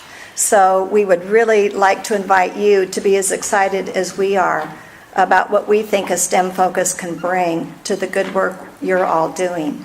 And we believe firmly that this initiative that we've undertaken matches very well the strategic design you have all created here at the Oregon Education Investment Board. So we're really thrilled that there's as much obvious alignment as we sense that there is. So on this particular slide, our goal is to really help make the vision and talk a little bit more about the role that a STEM council could play in action, and to talk a little bit about House Bill 2636, that is the legislative vehicle that creates the partnership. So what I wanted to underscore here is you can certainly all look at the foil, pardon me, we say foil at Intel, is that if you have us as your partners, if you'll have us as your partners, we're going to be very passionate participants. We're going to be very strong and tireless advocates. We're going to support you when the going gets rough. We're going to meet with legislators, continue to meet with legislators and others. And we're going to let you know every step along the way that even when it's hard, you're not doing it alone. We're also going to invest in some of these targeted programs, in mentorships, in job training, in matchmaking systems for middle school, high school, and community college, university students so that they can match their interests with those opportunities that are out there and available in the world of work. And so again, I just wanted to underscore that we're here to help make you as passionate as we are, and to ask you to join us in demonstrating some of that commitment. So let's see, what number is this? Thank you. So we talked a little bit about this, what the STEM Investment Council would do, helping develop the strategy and engaging other industry partners. Talked a little bit about the legislative vehicle, which is 2636. And then the strategic role is to really help Dr. Crew and the Oregon Education Investment Board create some accountability measures for the work that we'll be doing together, to make some strategic investment recommendations as well as policy recommendations, and to develop further strategies for business and public partnerships. So the activities that we will undertake, the tactics that flow from that strategy, will help illustrate the types of strategic activities in STEM that the STEM Council would become engaged in. We'd like to establish a STEM work plan, conduct significant research and analysis. We'd like to engage further businesses represented beyond our coalition. We'd like to help you study some of the funding initiatives and talk to you a little bit about some of the programs we've invested in that we believe work well and can be scaled across the state. And we want to help you conduct some annual accounts so that we can continue to make the business case for why this focus on STEM is so important. So really what we're here today is to ask you to join us in embracing a focus around STEM, not, as Dick mentioned, because it's the only thing that's important in your education redesign, but we think it has measurable results. And we only represent a fraction of the membership of the Oregon STEM Employer Coalition. We're an all-volunteer Army. We're not a dues-paying organization. We come to these meetings voluntarily. But I would tell you that the collective energy in the room, and we have presented to Dr. Crew several times, so hopefully this sounds a little bit familiar to you. You've heard it before. And he has encouraged us along the way to refine our focus, to put some meat on the bones around what we could actually be doing. What kind of work could we do that would support what you're trying to achieve?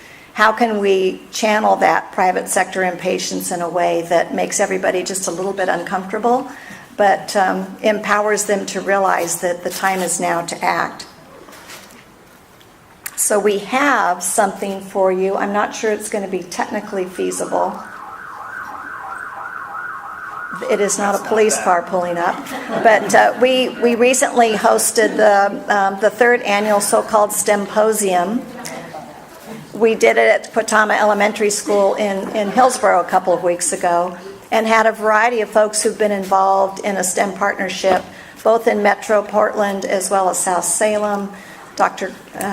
Curtis has been involved in Forest Grove. We've had a lot of key partners involved in that effort. But we can go on and on with all of these adult presentations, but I would tell you, when you get a group of kids in bunny suits lined up on a stage who've written their own song to the tune of YMCA, you realize why we're doing this work and why we care so deeply. So are we ready to roll? No, we're not ready to roll. We don't get to show it. We're the technology industry. We don't know okay. about PowerPoint. There's a long-standing saying that multimedia is anything that delays your presentation by at least 10 minutes. We've met the goal. Why don't we see if, are we waiting for something? Because No. Apparently we questions. My wrap-up would be, since I'm the closer here, is just to, I've been reading this really great book lately, authored by Dr. Crew, that talks about what the community must do in order to promote education redesign. And I just wanted to keep it front and center for all of you because it has inspired me. We need to help you keep score. We need to help you keep the conversation going. We need to cause others to weigh in. We need to demand performance. We need to serve as an intermediary with local and state government. And we need to offer programs that have an impact on individual students. We think that the container we've helped you co-design, Dr. Crew, today will enable us to really hit the ground running if the STEM Council comes together. If I was running for office, I'd have to say we ask for your vote. But we're really excited to be here, and we hope that you can see that we're willing to hang in there with you for the long term, but we'd really like to help you get some short-term results. Thank you. You know, I just want to say, and I think you know this, STEM is really a part of the strategic plan that we approved this year. So we're as committed to that as you are. Certainly it's going to be a partnership. We have different sets of knowledge to bring to the actions, but we have a scorecard, we have a goal, and we're going to be moving right with you on making sure STEM education is a choice for many of our children who choose it. So thank you. Yeah, thank you. Other questions? Yeah. I think it was summer, John Topanga came before us at the State Board of Education and said some things that got us talking. And one of the things that got us talking was, we can't get there if we're doing the same things we've been doing in the same ways we've been doing it. So I want to just lay out a challenge that what we're doing is not just human capital, but it's social capital as well. And the challenge is for us to have 100 Latinos in STEM as STEM teachers for each 2 years over the next decade. And I want to know, how are you going to help us get there?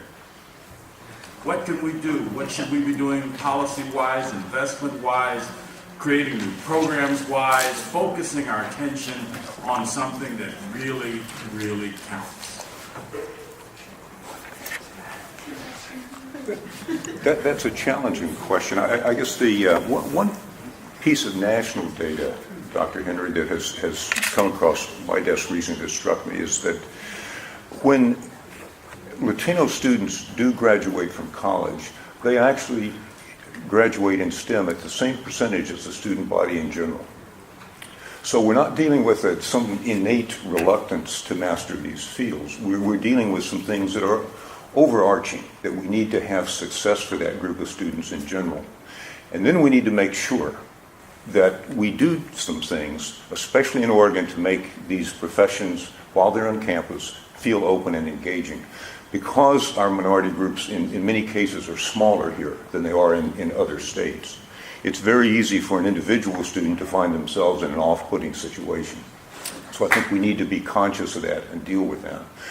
Finally, the bridge between STEM and teaching is yet another challenge.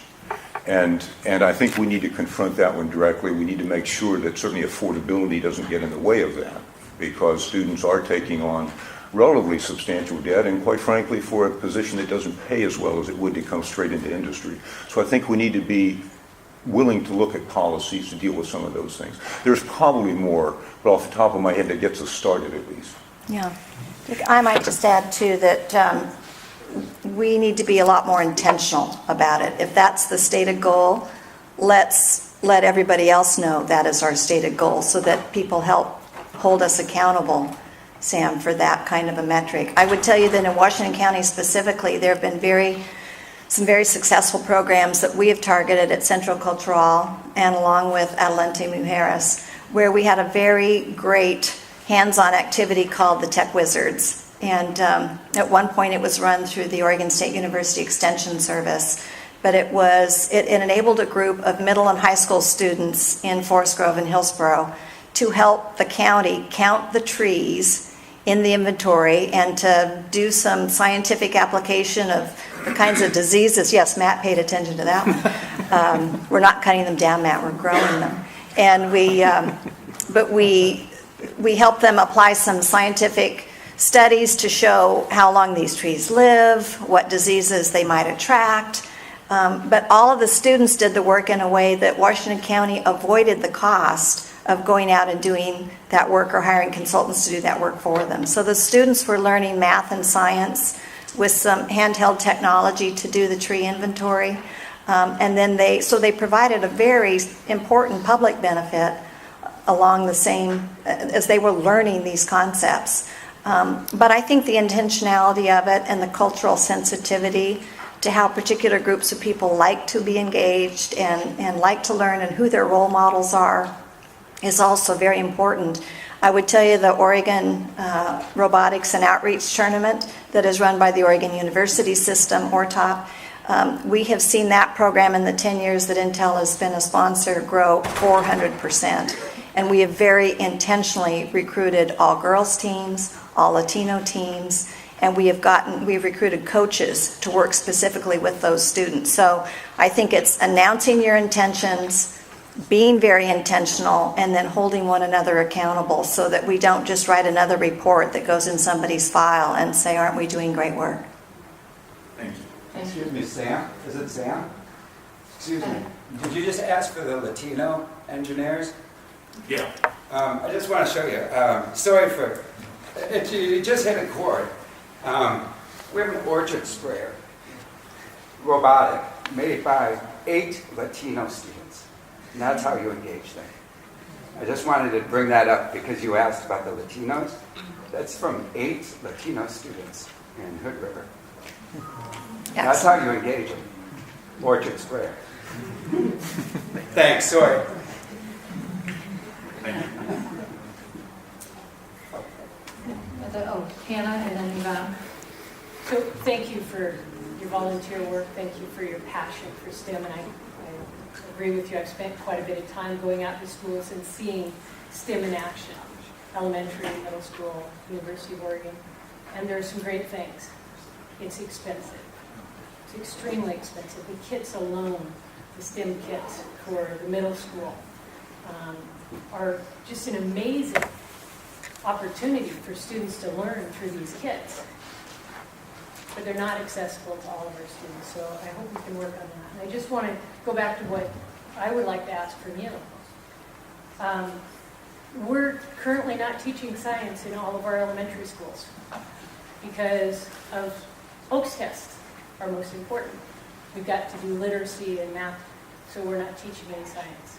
We've got to get away from that and emphasize the whole child matters and that we cannot allow this to go on anymore. So we could use your support in making sure that that's part of the conversation. We're struggling right now down in Salem, $6.75 billion in funding. That's status quo. Class size in this state is out of control. We all know we need to invest in public education. We need your support in advocating for an actual investment in our future. Your document that you shared with us talks about sufficient funding and smart implementation. So we've got to make sure that our conversation is not just about the what, but the how in funding for our schools. It's not okay to just do a small investment for a particular group of students. So that, Forest Grove has some incredible programs going, I've seen them. But it's not happening across the state. So if we truly believe in P through 20 and we believe in 40-40-20, then we've got to start having the conversation with all of the adults, the business community, about are we really going to fund what we need to provide that quality education. So I hope that we can engage in that conversation, and I'm happy to talk with you at any point about how we do that together to make sure that we're investing. But thank you for all that you do. Yvonne. So I just wanted to appreciate the work that has been happening in the Portland Metropolitan STEM Partnership. Forest Grove has been being advantaged through that. We also have been working with some partners in Intel, not specifically through the partnership, but because they're in our community and they want to work with us. And we actually are putting science into our elementary school, STEM specifically. My children are 10 years old, and they come home every day talking about their STEM lessons. So we are still, we are finding ways to do it all. One of the things we've noticed as we work with our Intel partners has been the sometimes disconnect, and I'm going to just speak for myself as a teacher. I was educated in the public education system and then went to the higher ed system and then came back to the public education system. And I think about, as I'm working with partners, even on what leadership looks like, how our cultures in public education versus companies are so different. I mean, even the acronyms, and those are the easy things. But we talk about the world of work, and I just wanted to call out, and I'm assuming that in the third bullet, connecting students to the world of work, also including the educators, because I know one of the things that I'm really learning working with partners who are choosing to coach me as a volunteer, we're really hopeful that we're going to be able to develop mentorship opportunities where workers can come to the classroom and teachers can go to the real work world, because I know as a classroom teacher it's really hard to prepare kids for this world of work that I might not ever know what it looks like because I never went there. So I'm hoping that includes all of that. I'm excited and hopeful about that. Thank you. It does, and I'll just tell you a personal story that brought the impact of working with those teachers home to me a few years ago. And I've known for a number of years the Partners in Science program that Murdoch does, where they bring teachers into the companies during the summers. But a couple of years ago, we were working with Intel. We hosted their National Science Fair. And we ended up having a lot of very special things for the day. So we raised the funds and we brought 6,000 students in for some very, very special events. Tremendous success. After it was over, I went home and calculated the number of student contact hours that we had through that year of fundraising and all of that effort. It was equivalent to one classroom teacher's contact hours per year. So my point wasn't that we didn't do a great thing. We did do a great thing. But teachers do great things every day, and we need to make sure that they have the supports and the training. But what industry can also bring is we have just incredible toys. And our workplace is the future. And opening those doors, whether it's by bringing our people in, bringing our teachers in, bringing our students in, that's a tremendous resource if we can work together to tap it. I'm going to have to ask us, we're 10 minutes over, and we have another group who Thank you. needs to also talk to us about STEM, so if we could just switch, we want to give them their fair time. Thank So you. Thank you very much. That was very helpful.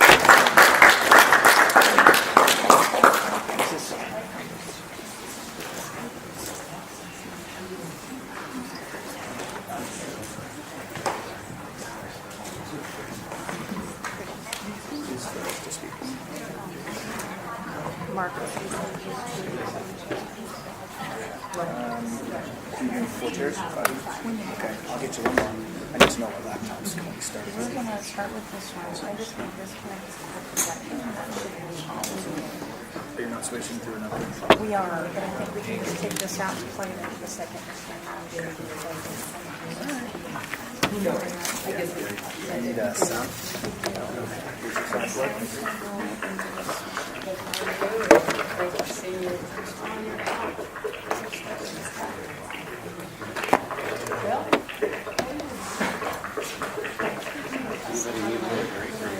No, we're excited. We'll break down to this.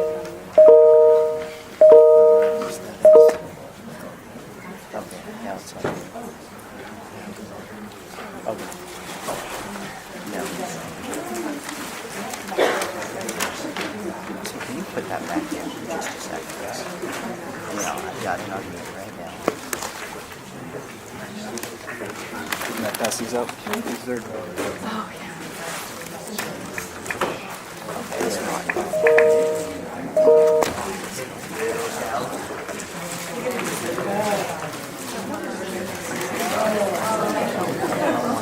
That noise. I don't know why he's making that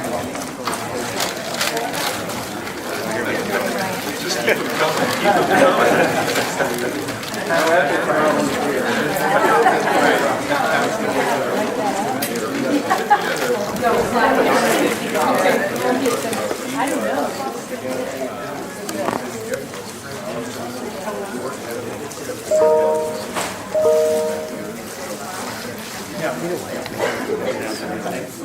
Do you know why it's making that? Blue Steel Are you is getting a school. bus? Are you getting a bus? I don't believe so. Robotics team.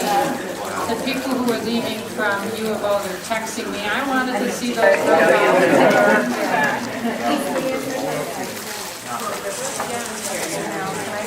What are you doing over here? I was just trying to get the volume. I hit mute, so now let me hit it again. Still not. I have no idea what that is. Why don't we do a volume on here and I'll mic you. I'll just mic this. Okay, let me see if it's doing it just. Can I try this? I'm afraid that it's the computer. Where does this plug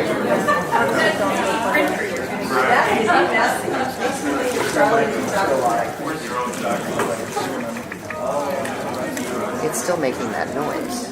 I'm going to try closing all of Have you guys been competing? Have you been competing? Yeah, we're done now. It's like we went to the World Championship. How'd you do?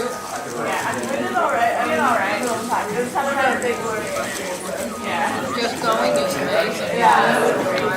My goodness. 120 people. Okay, stop doing that. But now the first Okay. So that guy has his board now. He wants to do it. Oh, that's just for fun. Do you learn from the other teams? Do you watch other teams? A little bit. Yeah. Mr. Monster's story. Robotics. Very cool. Yeah, you let us know when you're ready, okay? We're ready for you as soon as you're ready for us, so. No, that's fine, just let us know.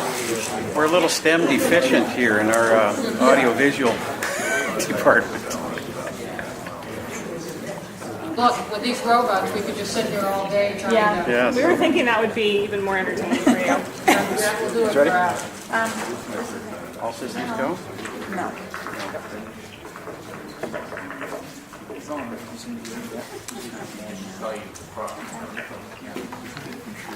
Yeah.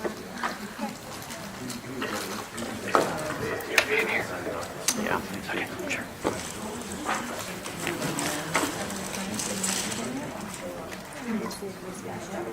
I'm sorry, what did somebody ask me? Can I hear what? Yeah?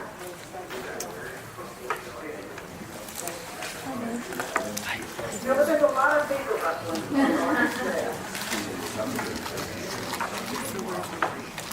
We're waiting for people on the phone. We're just between groups. The one group is just getting their technology put together. They did give us a gift, and I think people are eating it. That's the rest of the paper you're hearing. I just want to take the lights down when we get there. And this is going to happen later, right? So we're going to run this amplifier. So you guys can do all that?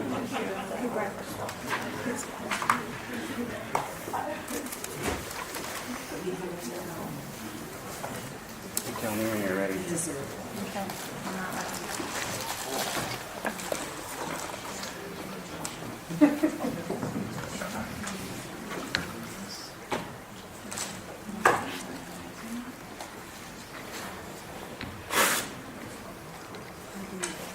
What's up?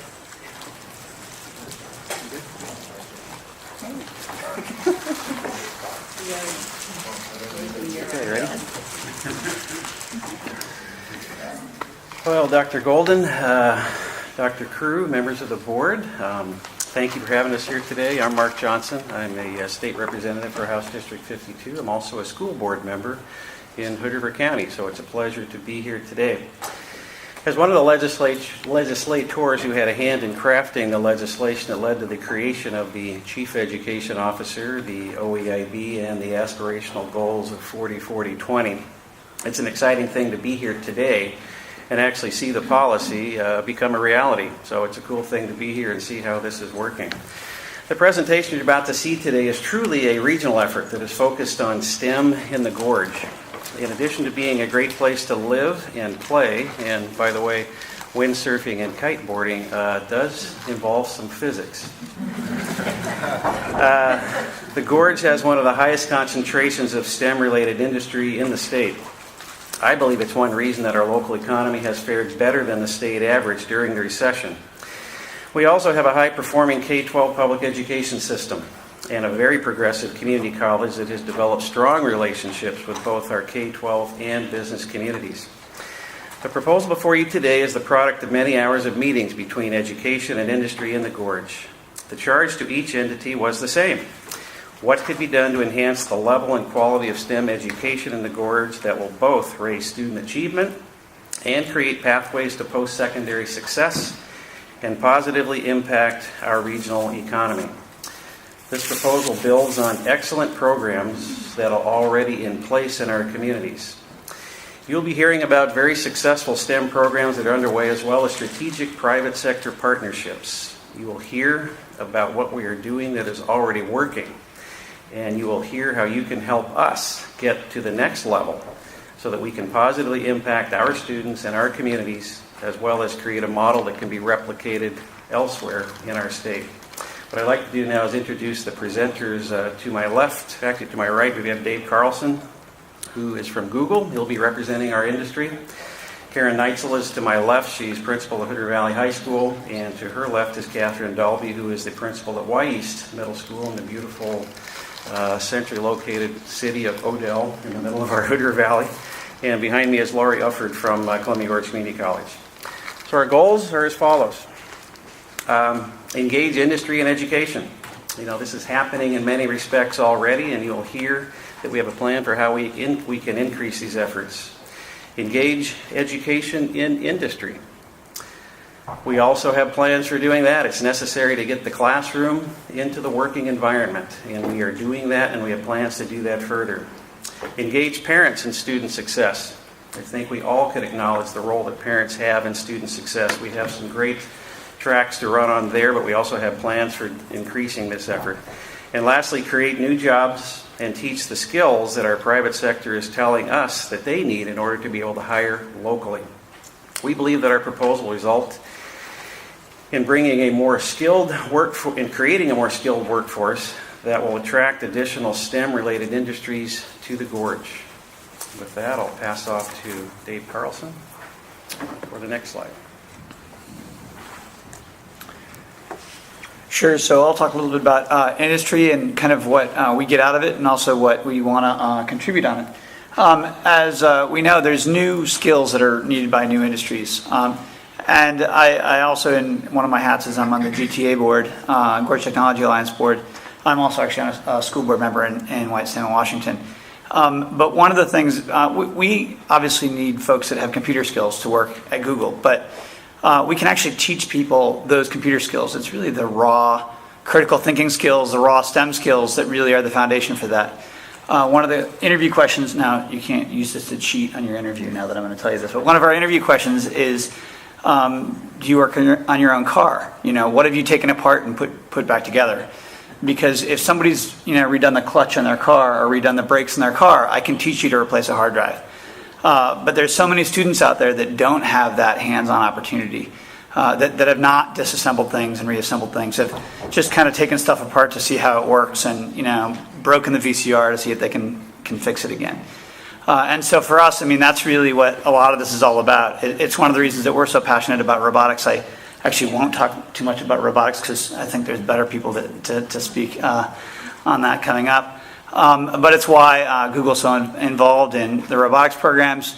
We partnered with the Columbia Gorge Community College on the Gorge Gravity Games, both in the fall, and again, we just did it this last weekend to try to kind of trick kids into seeing, how physics can actually be fun.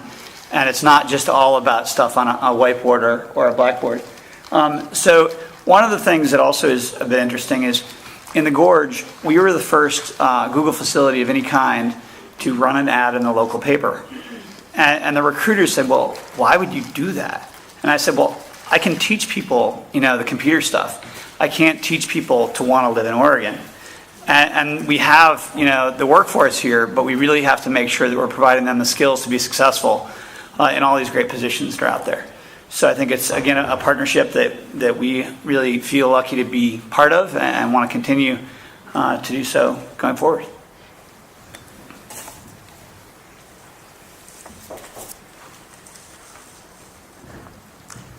As Dave mentioned, we want to build on our existing community and industry relationships with companies like InSitu, Google, and CodeTech.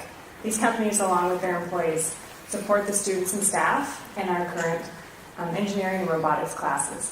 Through these partnerships, we have experienced engineers working as mentors in the afternoons and evenings in our schools. And with their support, our students are learning how to program robots for the FFL and FTC robotics competitions. And this is one of the high school teams who went to Worlds. As they mentioned, their team name's obviously Blue Steel. And they can teach a lot. They're fabulous. We also have engineers volunteering their time with our students during the day, which is really fortunate. And one of those engineers is responsible for helping the students who designed the orchard robot sprayer. And so we can show you how that works later, too, if there's time. And so to take this to the next level, we need support from all of you. We need funding to create state-of-the-art welding and machine facility in the Gorge. This will allow our students to enter the tech industry directly from high school, learning on industry standard equipment. This facility will also be used to provide workforce retraining opportunities for adults in our community. We need to formalize our community partnerships to provide staff and student training on the latest technology to adequately prepare for opportunities, which touches on your question earlier about making sure the teachers know how to use the equipment, how to prepare students. We need to formalize, in addition, we need to increase the rigor and achievement in math and science for all of our students, pre-K through 8, to support access to the dual credit opportunities and to post-secondary programs. One example of this is the pre-engineering college track we've developed with the OUS schools. Students enrolled in this program can earn a diploma, an associate's degree, and then enter an engineering program at a 4-year school at the 2nd or 3rd year. So they'll enter sophomores or juniors. And speaking of 4-year schools, we need solidified partnerships with OUS schools to ensure that all students in our schools have access to a 4-year degree program in the Gorge. This video that Catherine's going to show you is a snapshot of what our students are learning and creating in our engineering classes. With the resources we have now, And so, as you watch this video, just imagine what our students can do with your added support.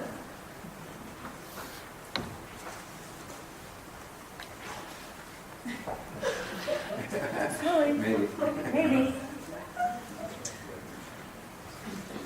There we go. Backwards.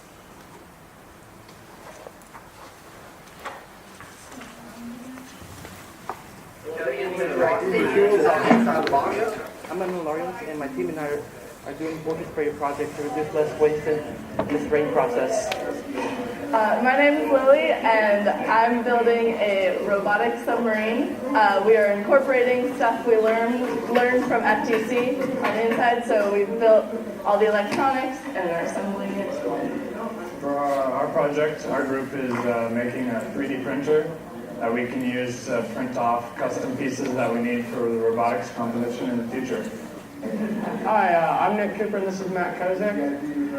This is our project, which is a 4x4x4 programmable LED light cube.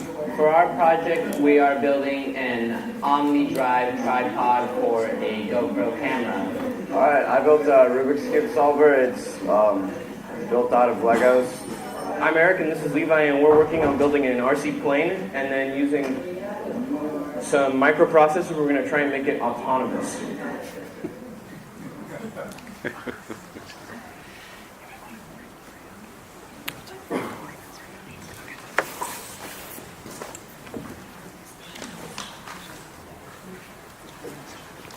Okay, as you can see from the excellent video, our middle schools, and I'm speaking from the middle school perspective, our middle schools are charged with sending students prepared to the high school. It's too late for us to start these programs at the high school level, and we need to send students that are prepared to use math and science for real-world problem solving.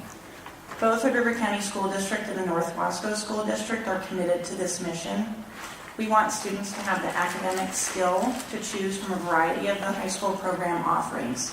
To do this, we have to focus on academic rigor in both math and science. At the middle level, students currently have access to STEM classes. Students are learning math and science in innovative ways.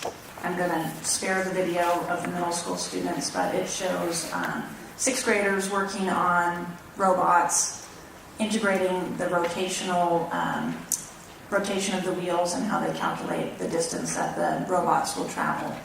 So that's an example of how we're integrating those foundational skills at the middle level.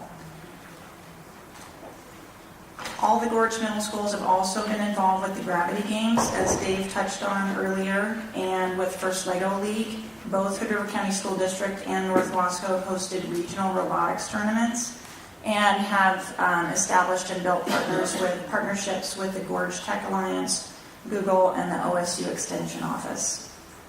The goal of the request at the middle level is to increase the rigor of both math and science by providing student intervention, staff coaching, and acceleration. The Middle School STEM Academy would be specifically designed for students to complete all the prerequisites to the high school pre-engineering track that Karen mentioned.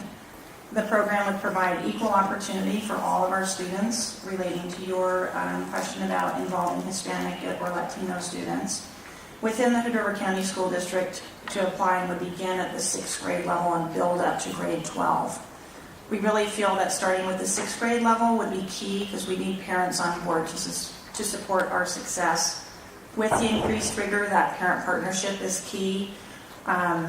We would envision parent compacts and attendance requirements to help ensure that kids can all meet the necessary learning targets to be successful. So far you can see we've been successful in utilizing our existing resources to begin building STEM opportunities for kids. And with your help, we're ready to take our program offerings to the next level.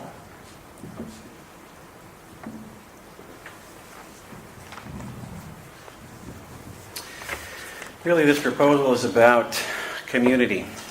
It's about who we are. We're a diverse community made up of industry, agriculture, and recreational interests. And we're also an incredibly generous community that supports public education.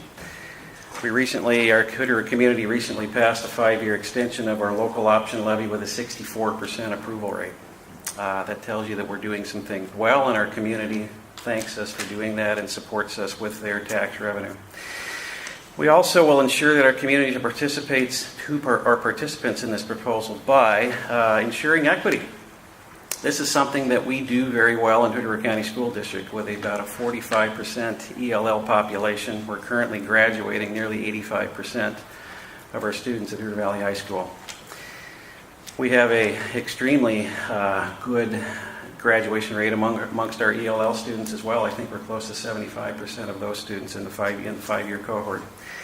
It's equally important is the fact that each graduating class averages about 15 to 20% of its members that are the first in their families to graduate from high school. We are reaching all segments of our population. We will also engage industry. This proposal will leverage assets that our private sector will make available. You've heard reference to those already, but we will increase the availability of mentor programs, internship, summer school opportunities. It could all be partnerships with our STEM programs, with our private sector STEM programs within the Gorge. And creating an awareness among students about job and career opportunities that are available in the region and the skill set that they will need to be able to access these. Parental involvement is obviously a key to any student success.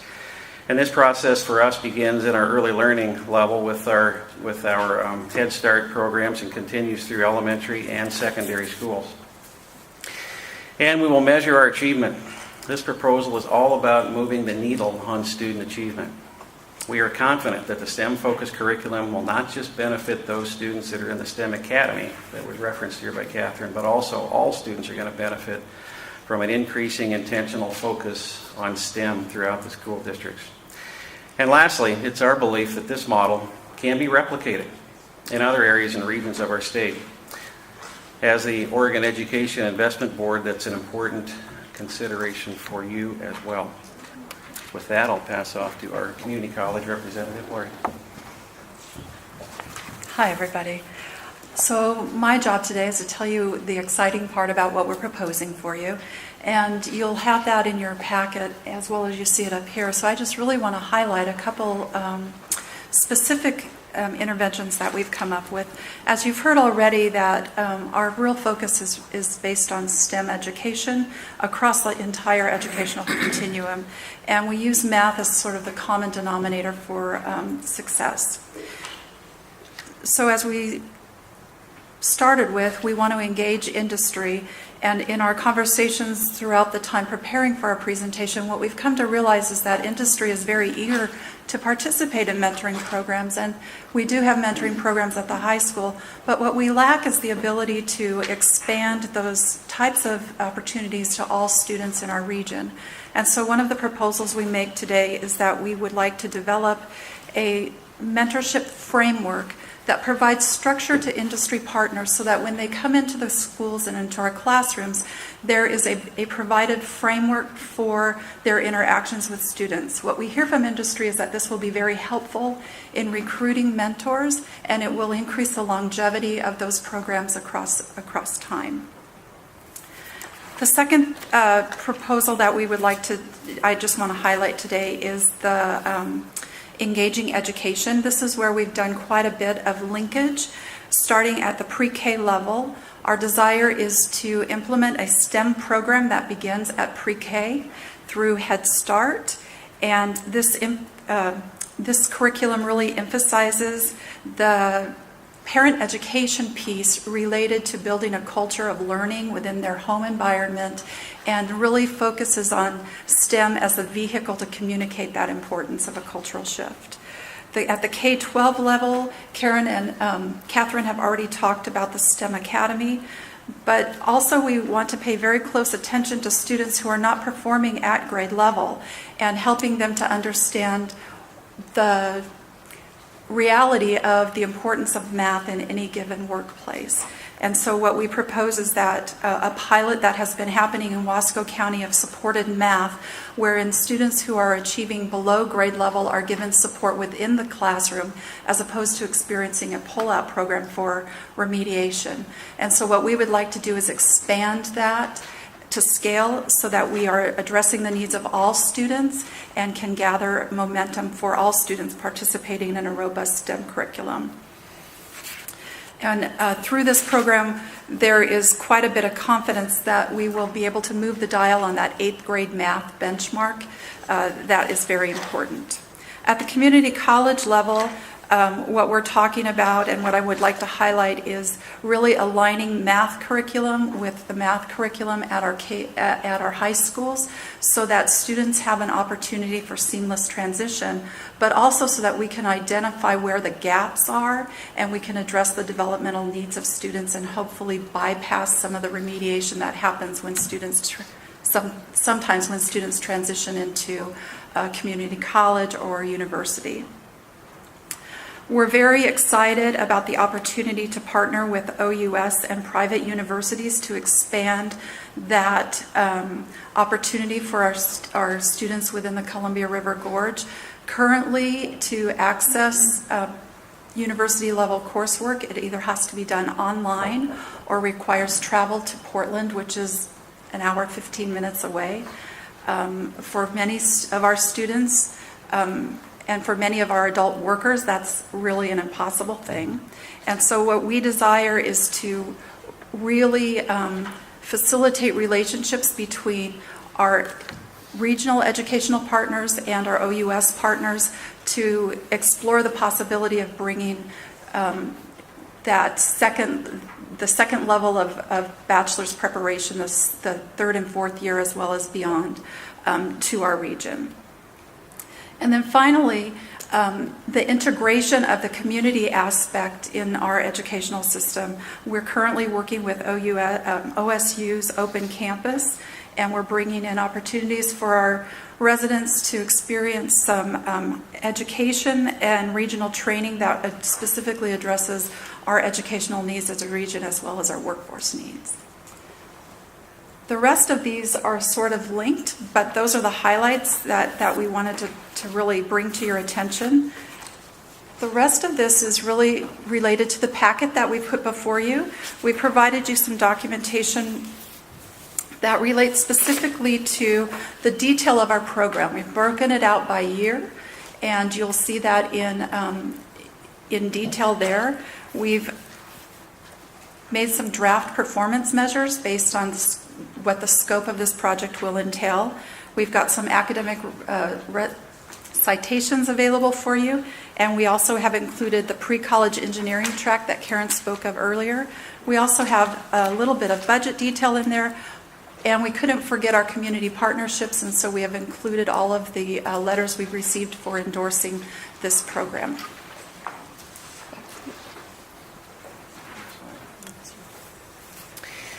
Well, that is the majority of our content. It's scheduled anyway, you're scripted.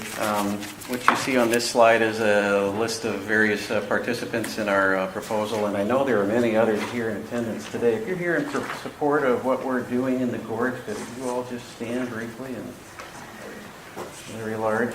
Oh, wow, okay. Half a bunch. Lots of them. Thank you.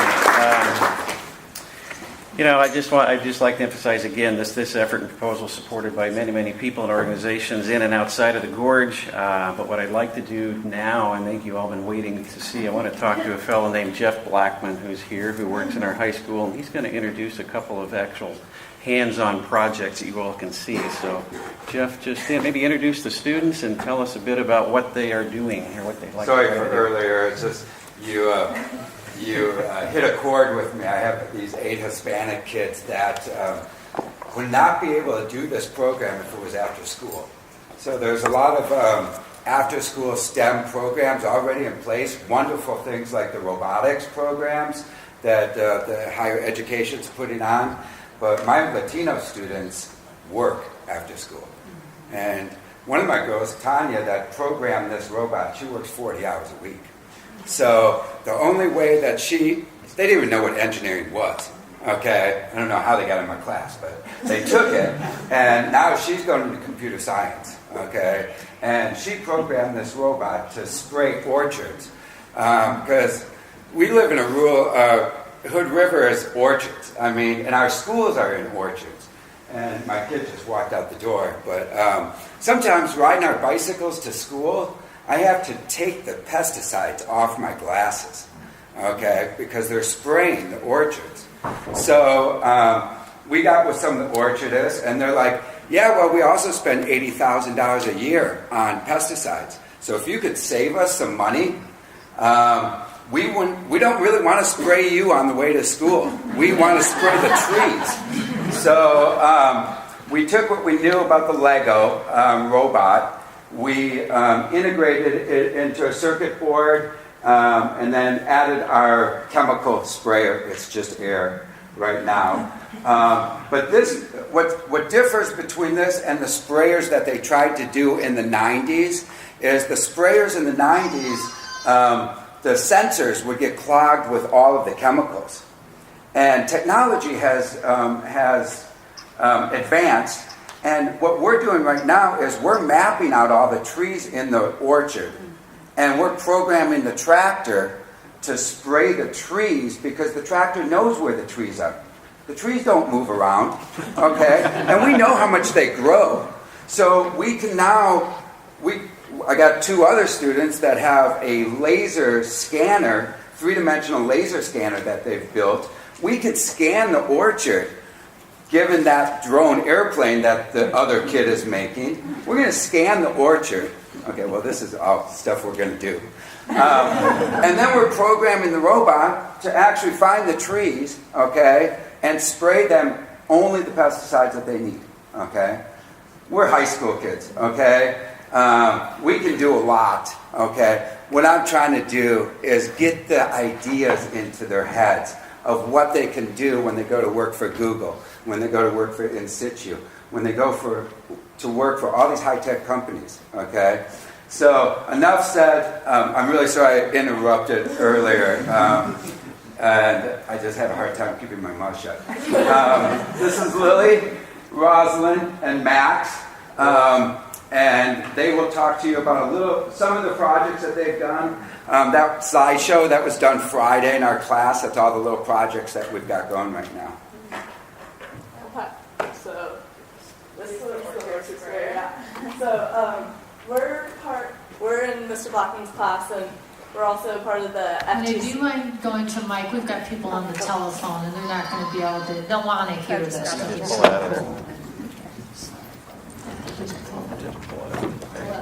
Perfect. Thank you. So my name's Lily, and we're part of Mr. Blackman's engineering class, and we're also part of the FTC. So last year we went to the Robotics World Championship for FTC, and that was hosted in St. Louis.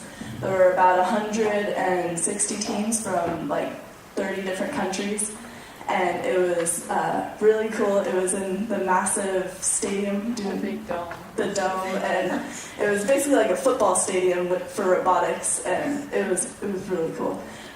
We ended up kind of middle of the pack. We didn't do as well as we hoped, but it was just such a great experience. I mean, going there, we just got blown away by all the different designs and everything. And so this is our robot from this year, and so we have to design, build, and program a robot for this competition, and each year it's a different competition.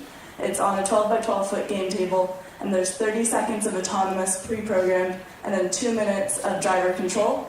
And while you're doing that, there are also 3 other robots on the game table at the same time, which makes it kind of interesting. And so this year, we had a robot, and it had to kind of play tic-tac-toe, and it had these rings, and it had to put them up on pegs and try and do lines and tic-tac-toe stuff. So,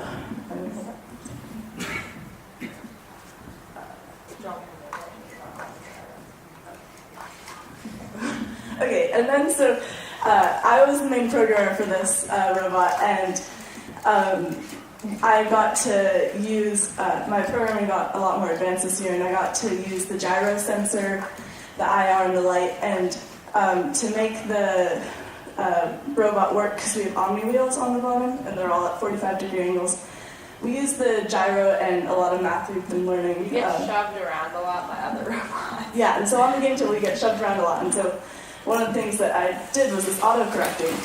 And so we will set a setting with the gyro, and it will always move back to that setting. no matter how many times we get pushed around or shoved.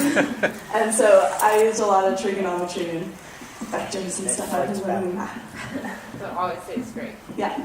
And then Rosalind's going to talk about, so this competition is over now, and in the class we're working on different projects, and so this is what Rosalind's talking about. So yeah, and we also did a lot of community involvement with our robotics team. Like last summer, we hosted 3 week-long robotics camps teaching kids how to program and build robots. For Going to Worlds, we had to do a lot of fundraising for that. So here's like all of our sponsors. We got Google, In Situ, CloudCap, HoodTech, Sage Tech, like a lot of local engineering companies and engineers basically helped us out in funding. And then we also fundraised. Yeah, we didn't get much money from the school, and we also fundraised ourselves with the camps we were teaching through community ed. We fundraised $12,000, so, which went all to our world's expenses, and carried over to the class for this year. And yeah, we did summer camps, as Rosalind mentioned, which we got $4,500 teaching younger kids about robotics, and that went this year to help pay for these projects. So here's the submarine we've been working on.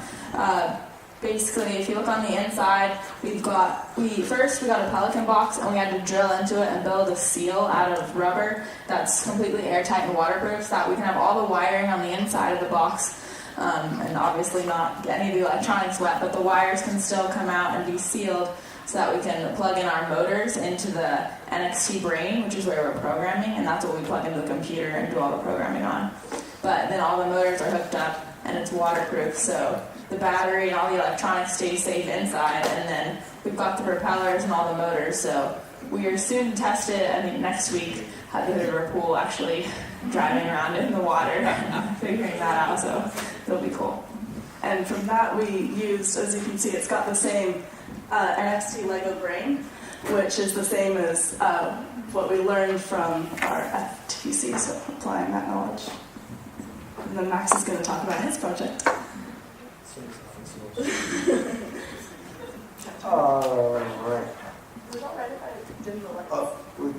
Right. Yeah.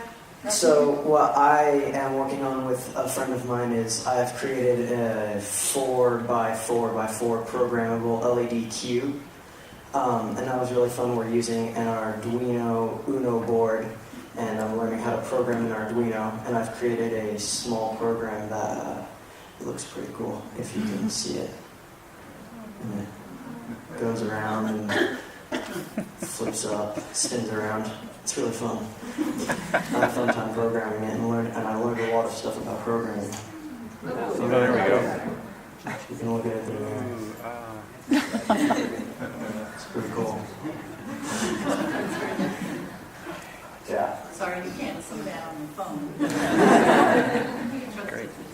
Yeah. The light shows. Tell where to go in next year, and then we'll Q&A. You have a question? Yeah. And so before I took Mr. Blackman's engineering class, I don't think I knew what an engineer was. And I had no idea what I wanted to be, but definitely after I've taken this class 4 years, I'm going to go to Cal Poly in San Luis Obispo, and I'm going to study computer engineering. And I'm also going to Cal Poly next year for software engineering. I'm going to OSU to study computer science and designing on the computer. And we also calculated that there are 16 of the kids in our class going to engineering school.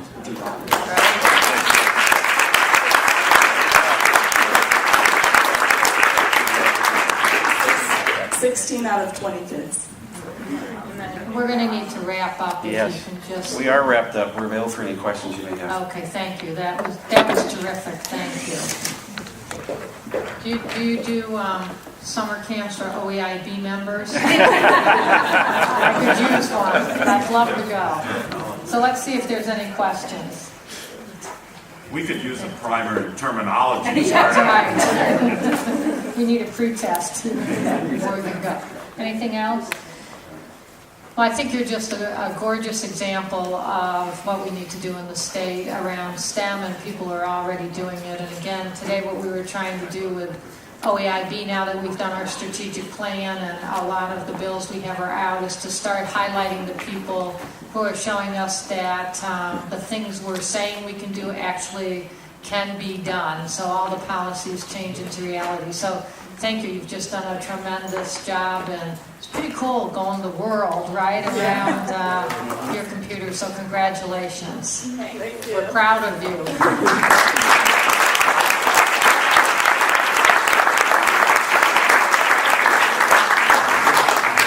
We're going to take just a 10-minute break. We'll be back at 3:35 and we'll catch up on the other end. Good, you bet.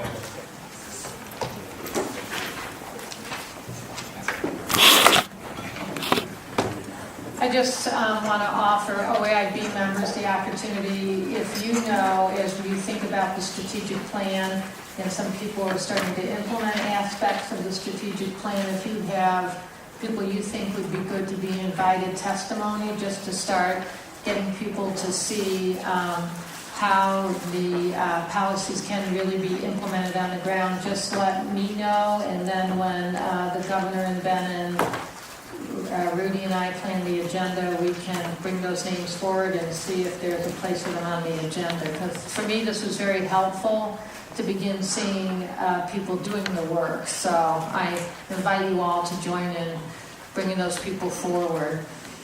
Okay, right now we're at 3:15, a little behind, but it's the performance appraisal. And so if you want to go in your books to tab 5, that is where you'll find the performance appraisal. You recall at the last OEIB meeting, you asked us to do 2 things. The first thing was to crosswalk it with the job description that was used when we hired Dr. Crew.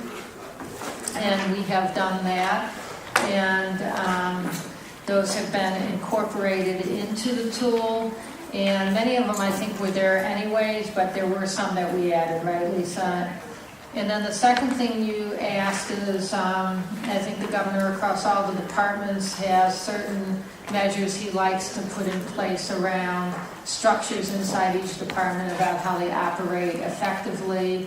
And so when he helped us develop the survey, we put some of those in. And then, of course, what becomes necessary is that the survey is not only for the OEIB, but it would be for people inside the department to give Dr. Crew feedback and us feedback as we compile this performance appraisal.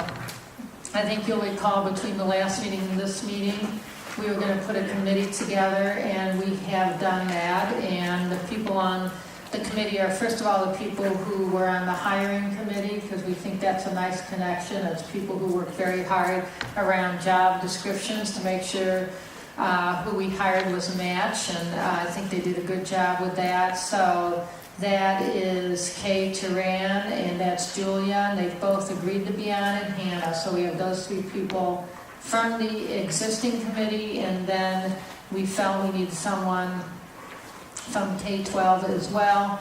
So we put Mark Milverhill on. I will be working with the governor just to be the one who sees the process go forward. It's really not supposed to be, by categories, but so that's our committee. I just want to ask, is there anyone else who would want to serve on this committee? We certainly can have a larger committee, but we've contacted each of those people, and they're happy to serve. Anybody else? No? Okay, so what you'll see is if you look at the timeline and process, in June we need to put out we're going to use SurveyMonkey to put out a stakeholder survey, which is really about the strategic plan and how deeply people understand the strategic plan, and how far they think we've gotten so far on the strategic plan. And of course, how far we get depends on where we are in the process. And we just came up with the strategic plan, last 2 months. So the progress we hope to see on it will certainly be different than the progress we hope to see in 2 or 3 years. So that's the plan for the performance appraisal. Any remarks, Dick? Yeah, Madam Chair, it maybe makes sense to have and I'm not volunteering at all, but early learning council. I mean, that makes sense. Doesn't it make sense to have a member of that group on? I think so, yeah. Yeah. So, I will then, I think Lynn Saxton was on the original hire committee, wasn't she? Was that true? And so she would be a natural person to ask just because we asked the rest of the committee. So thank you, that's a good suggestion. I'll make contact with Lynn. Any other feedback? Okay, so we'll get working on it and you'll all be involved. Hannah. So do we have a survey? It's supposed to go out in June. Do we have a survey, or is the committee going to work on the survey? Yeah, the committee will work on the survey. I mean, I think the committee will give input to the survey, and then will be some staff who put it together. But I think that's a really good idea. And so, Lynn, can you set up a meeting for just the committee, a telephone conference, and we'll all get together? I'm pushing us to try to do some things by telephone, so we're all not traveling as much, just and can get things done. So we'll get working on that. Thank you, Hannah.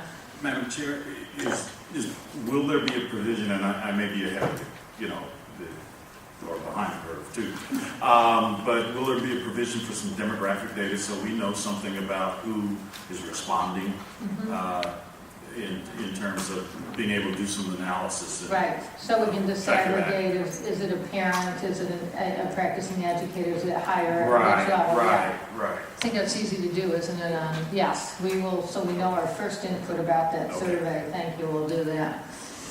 Demographics. Any other input? I don't think, do we need to vote? Do we need to vote on this? I don't think so. We're just gonna, it's part of the natural process, so we'll just say everybody's good with that. And with that, gotta find the agenda.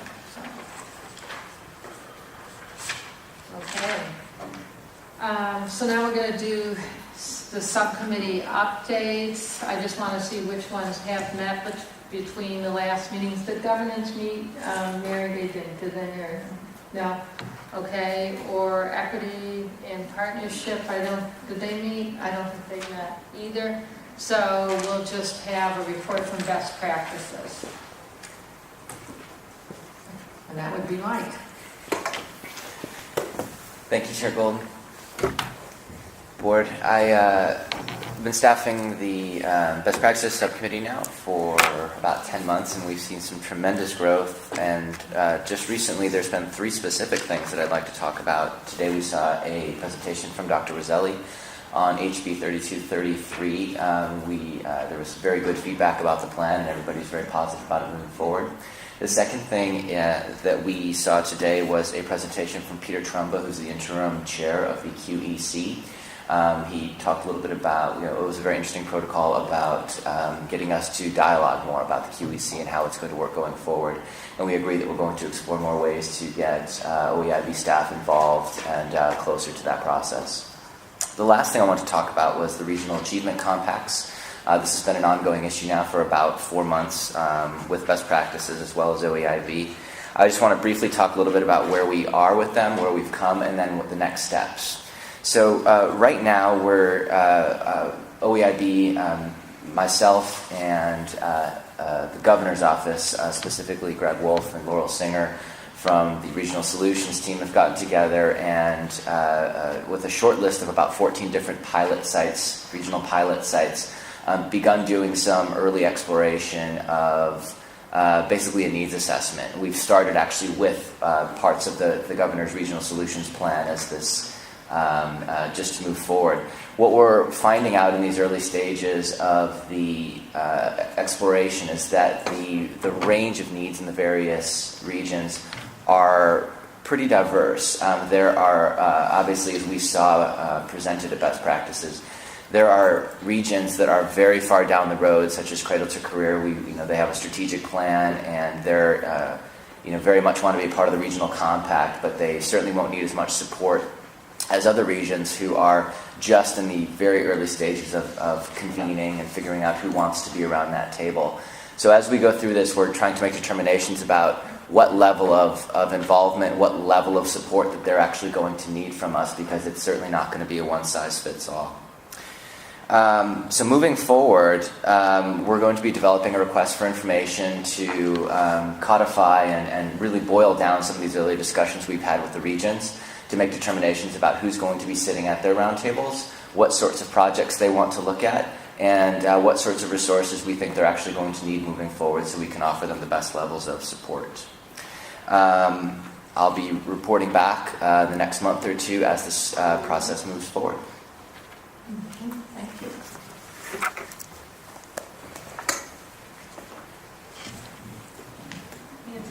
Yeah, can I request that the investment subcommittee, which hasn't met twice, be put on the list of subcommittees and an update on where that is and what the benchmarks are? Okay, now, has the committee met? You mean that they should get together? Is that what you suggest? We've met twice, we haven't met for months. Okay.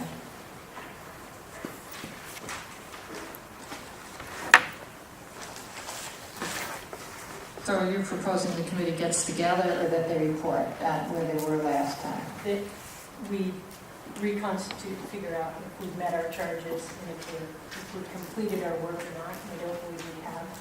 So I think I just want to make sure that we don't fall off the table. Okay, okay. And I know in the June OEIB meeting is when we're going to really look at the committee structures and see now which committee should they be and what exactly should their role be. So can that be part of that? Great. Okay, great. Thank you. We'll do that. All right. Madam Chair. Yes. Just briefly, the Equity and Partnerships Committee, I was just received an email confirming that we will be presenting to the House Education Committee on the equity lens on Monday, May 20th. So I wanted to make sure that OEIB was aware that we were making that presentation. Although we did not meet this morning, we will be meeting in June. Great. Thank you for that update. That's great. Will it be a similar presentation? Probably not quite as what you did for us. Or... It will be similar. We will not have as many testimonies. We will provide written information for the House Committee. That sounds great. Okay, Oregon, so is this Oregon Alliance for Educational Equity? Well, hello.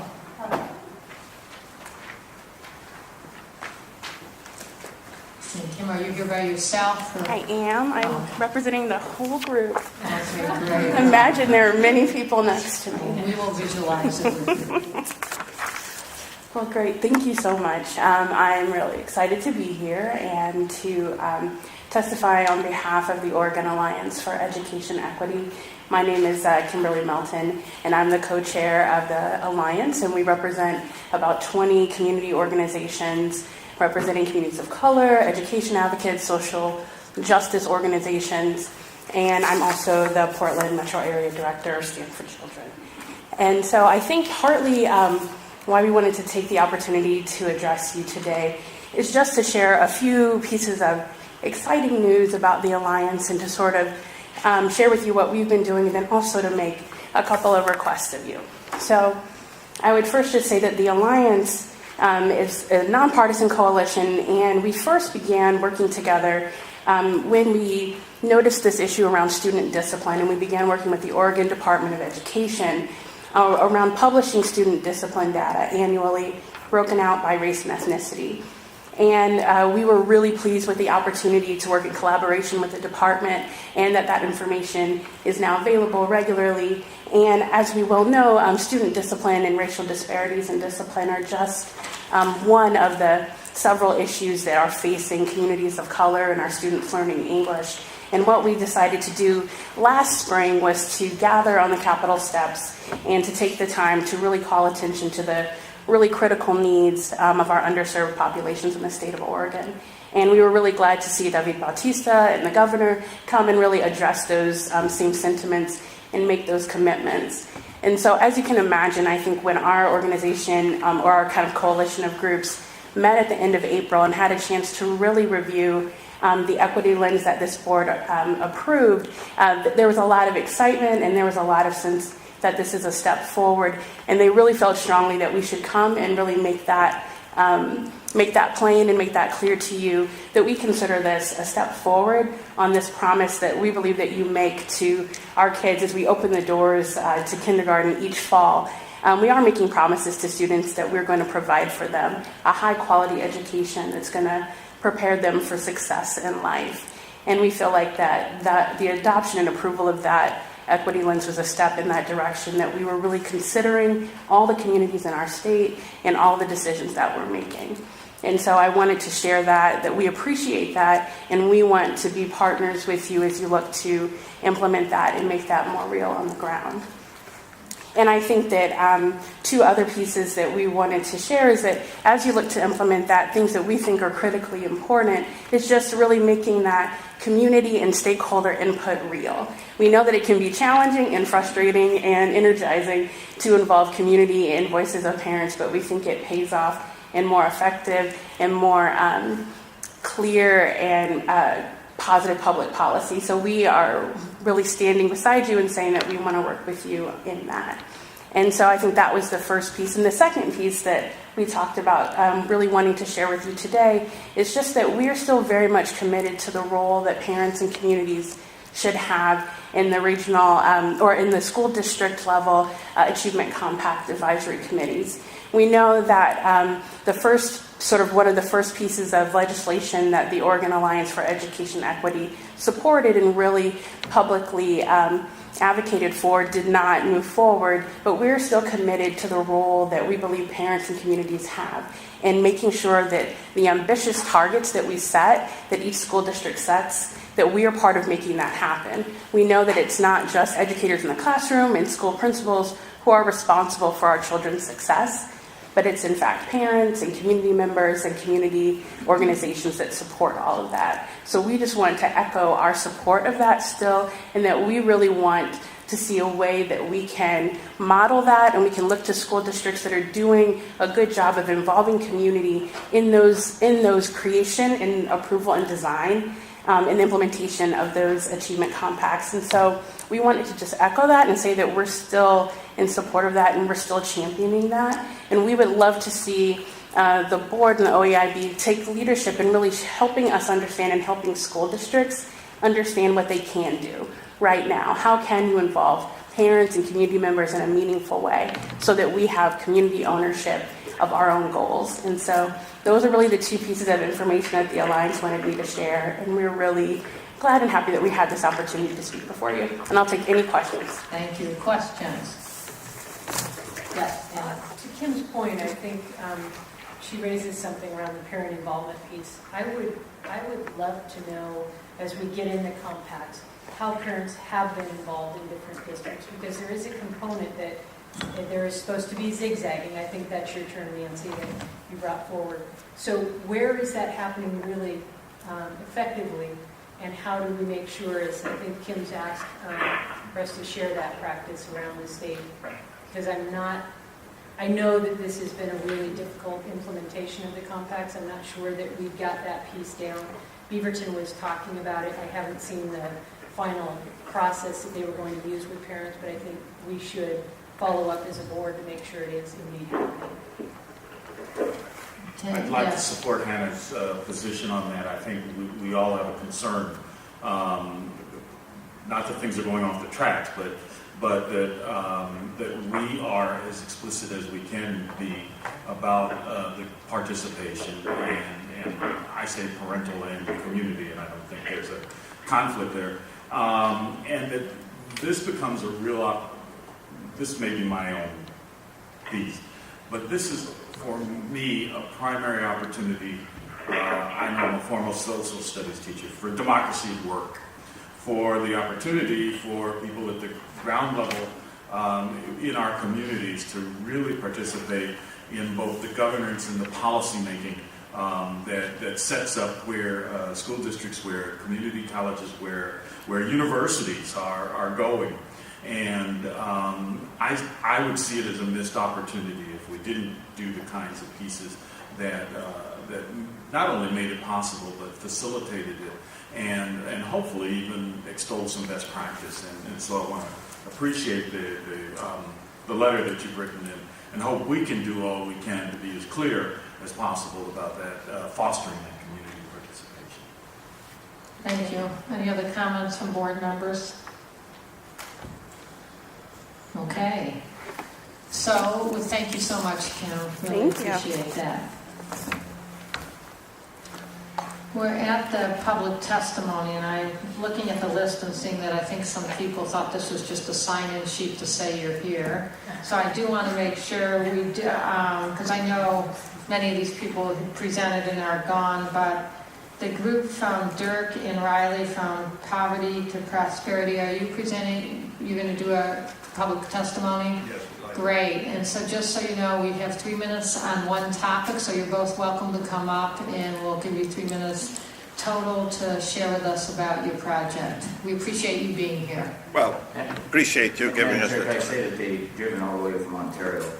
Oh, So, so maybe 6 minutes, huh? Okay, good enough. 2 minutes. We're giving you a second every mile or whatever, so, okay. Well, you're going to be a long time. Your turn. No, we'll give you your 6 Madam minutes. Chair, I did buy breakfast this morning. Okay. Yeah. We're rounding it off to 10. If you need 10 minutes, you can have it. Appreciate it. First of all, thank you for your time. My name is Dirk de Boer, and I'm a farmer. I farm between Nissan, Ontario, in what we call Eastern Oregon, a mile from Idaho. So we are from Eastern Oregon. My competition in farming isn't particularly my neighbor. It is France, it is Europe. We're in the world economy. And if you don't believe that, you go to Walmart and you will find that. And in order for that to happen, we need a good economy. Malheur County is one of the 10 most economical depressed counties in the United States. And we're very sad about it. Why? Because we have been too comfortable too long. Comfort is the enemy of innovation. So Rally and me came with a plan to change that. And one of the things that we like to change is, and we combined Nissa, Ontario, and Vail school districts with the cities and business world to form, and what we have here, from Poverty to Prosperity, and a career technical center. We have a 60% or lower graduation rate. That's terrible. That's terrible. Why? Because there is no hope for those kids that are struggling in middle school to graduate. Because there's only a minimum wage job waiting for them. You know, we got to give them a trade. And the duty of the Career Technical Center is to go to the industry and says, what can we do for you so you hire our students? What we're saying is, how can we make your business more successful? And that's the connection we'd like to go. You know, we have today a $200 million onion industry with sensors, packing industry, tractors with flat screen, with all that, and we don't teach any of that. And we got to start teaching the children that are struggling in middle class. We have to give them hope. We have to give them that light on the end of the tunnel that once they finish, to be a certified welder, mechanic, and for girls in the medical industry, we got to do that. And Ellie, go on. Well, we put together a grassroots Just slide that mic over. We got people on the telephone. So Oh, okay. Thank you. We've put together a grassroots effort, which is completely unpaid staff. And so we've put together the plan that you have in front of you. You can see how it threads together, the wheel of prosperity. We're dying in Malheur County. We're dripping in poverty. And so we have to change. And if we keep doing the same old system doesn't work. And if you keep doing the same old system, it's insanity. So we have to change how we're educating our children, and we're wasting our time. Ontario has about a 52% graduation rate. Vail and Nissa, they're somewhat higher. We have to change. We have kids in the schools that they have no plan of going on to college. They don't even think about graduating from high school. They just think about hanging out, getting through what's going to happen. So if we can put them in some sort of career technical school and teach them welding and fabrication, whatever they may choose, they don't care about axioms, postulates, and theorems, but they may learn the Pythagorean theorem, the 1, 2, 3, and doing some other thing in the fabrication class. They've learned something. Our goal is to get them out of there, graduated from high school with a certificate that employs these kids with something higher than flipping burgers. Get them up there where they can make a living. If you want to keep kids out of trouble, get them a job. And so that's our goal. Just keep pushing and pushing until you involve the community. We have got the no small task bringing together 3 school districts, an ESD, and a college to form this coalition. And then on top of the coalition, then we have the other 4 disciplines that we're trying to put together for a total plan. So we need help. We have a hard time navigating the acronyms that you have here and the systems that you have because we really don't know where to get the money because we're all businessmen that form this committee. Everybody here is a business person. And then on each committee here has another 4 or 5 members that are working with us to get this goal accomplished. We need your help. We really don't know how to negotiate through the myriad of things that we have to get through. This is industry driven, and we're just sick and tired of being poor in Malheur County. If you look at some of the decisions that Oregon made, say 30 years ago, there was a time when when Malheur County was right in the middle of the country with their income and poverty. Now, we're at the bottom of the scale. So we've got to change our industrial lands policy. Same thing. We have to change our use of our natural resources. I know everybody gets upset over there or over here. But if you take a pin and you make one dot on the map like that, it won't even cover the area that we're going to use for our gold mining or something else. I mean, that one dot would take up more space on the map than what we'll use. What you have over here is you have lots of water, not much land. We have lots of land, not much water. So I know we're working on career technical education and not going sideways, but I only bring that up so that you see that we have an entire plan that's builds through it. We only have so many minutes, and I know you're underpaid, underappreciated, and we certainly thank you for your time. And if you have any questions, we'd be glad to answer them. I think your testimony is important because we talk about equity on this committee. We have an equity lens, and we also talk about this is all of Oregon's children. So we do need to think about our communities that are farther away from the center of the state. And I just appreciate you coming forward with data and saying you really want to work towards making things better for your students. We really appreciate that. Yeah. I want to bring one thing. This program that we have put together has been very successful done in Idaho. Mm-hmm. Right across the border, 5 school districts went together and built a vocational facility, the same we have. It's a technical center. They got 100% placement in the industry. That's terrific. That is. And so if anybody wants to come over, we even pay for your plane ticket, to see it, that this will work. And so that's why we're so enthusiastic about it.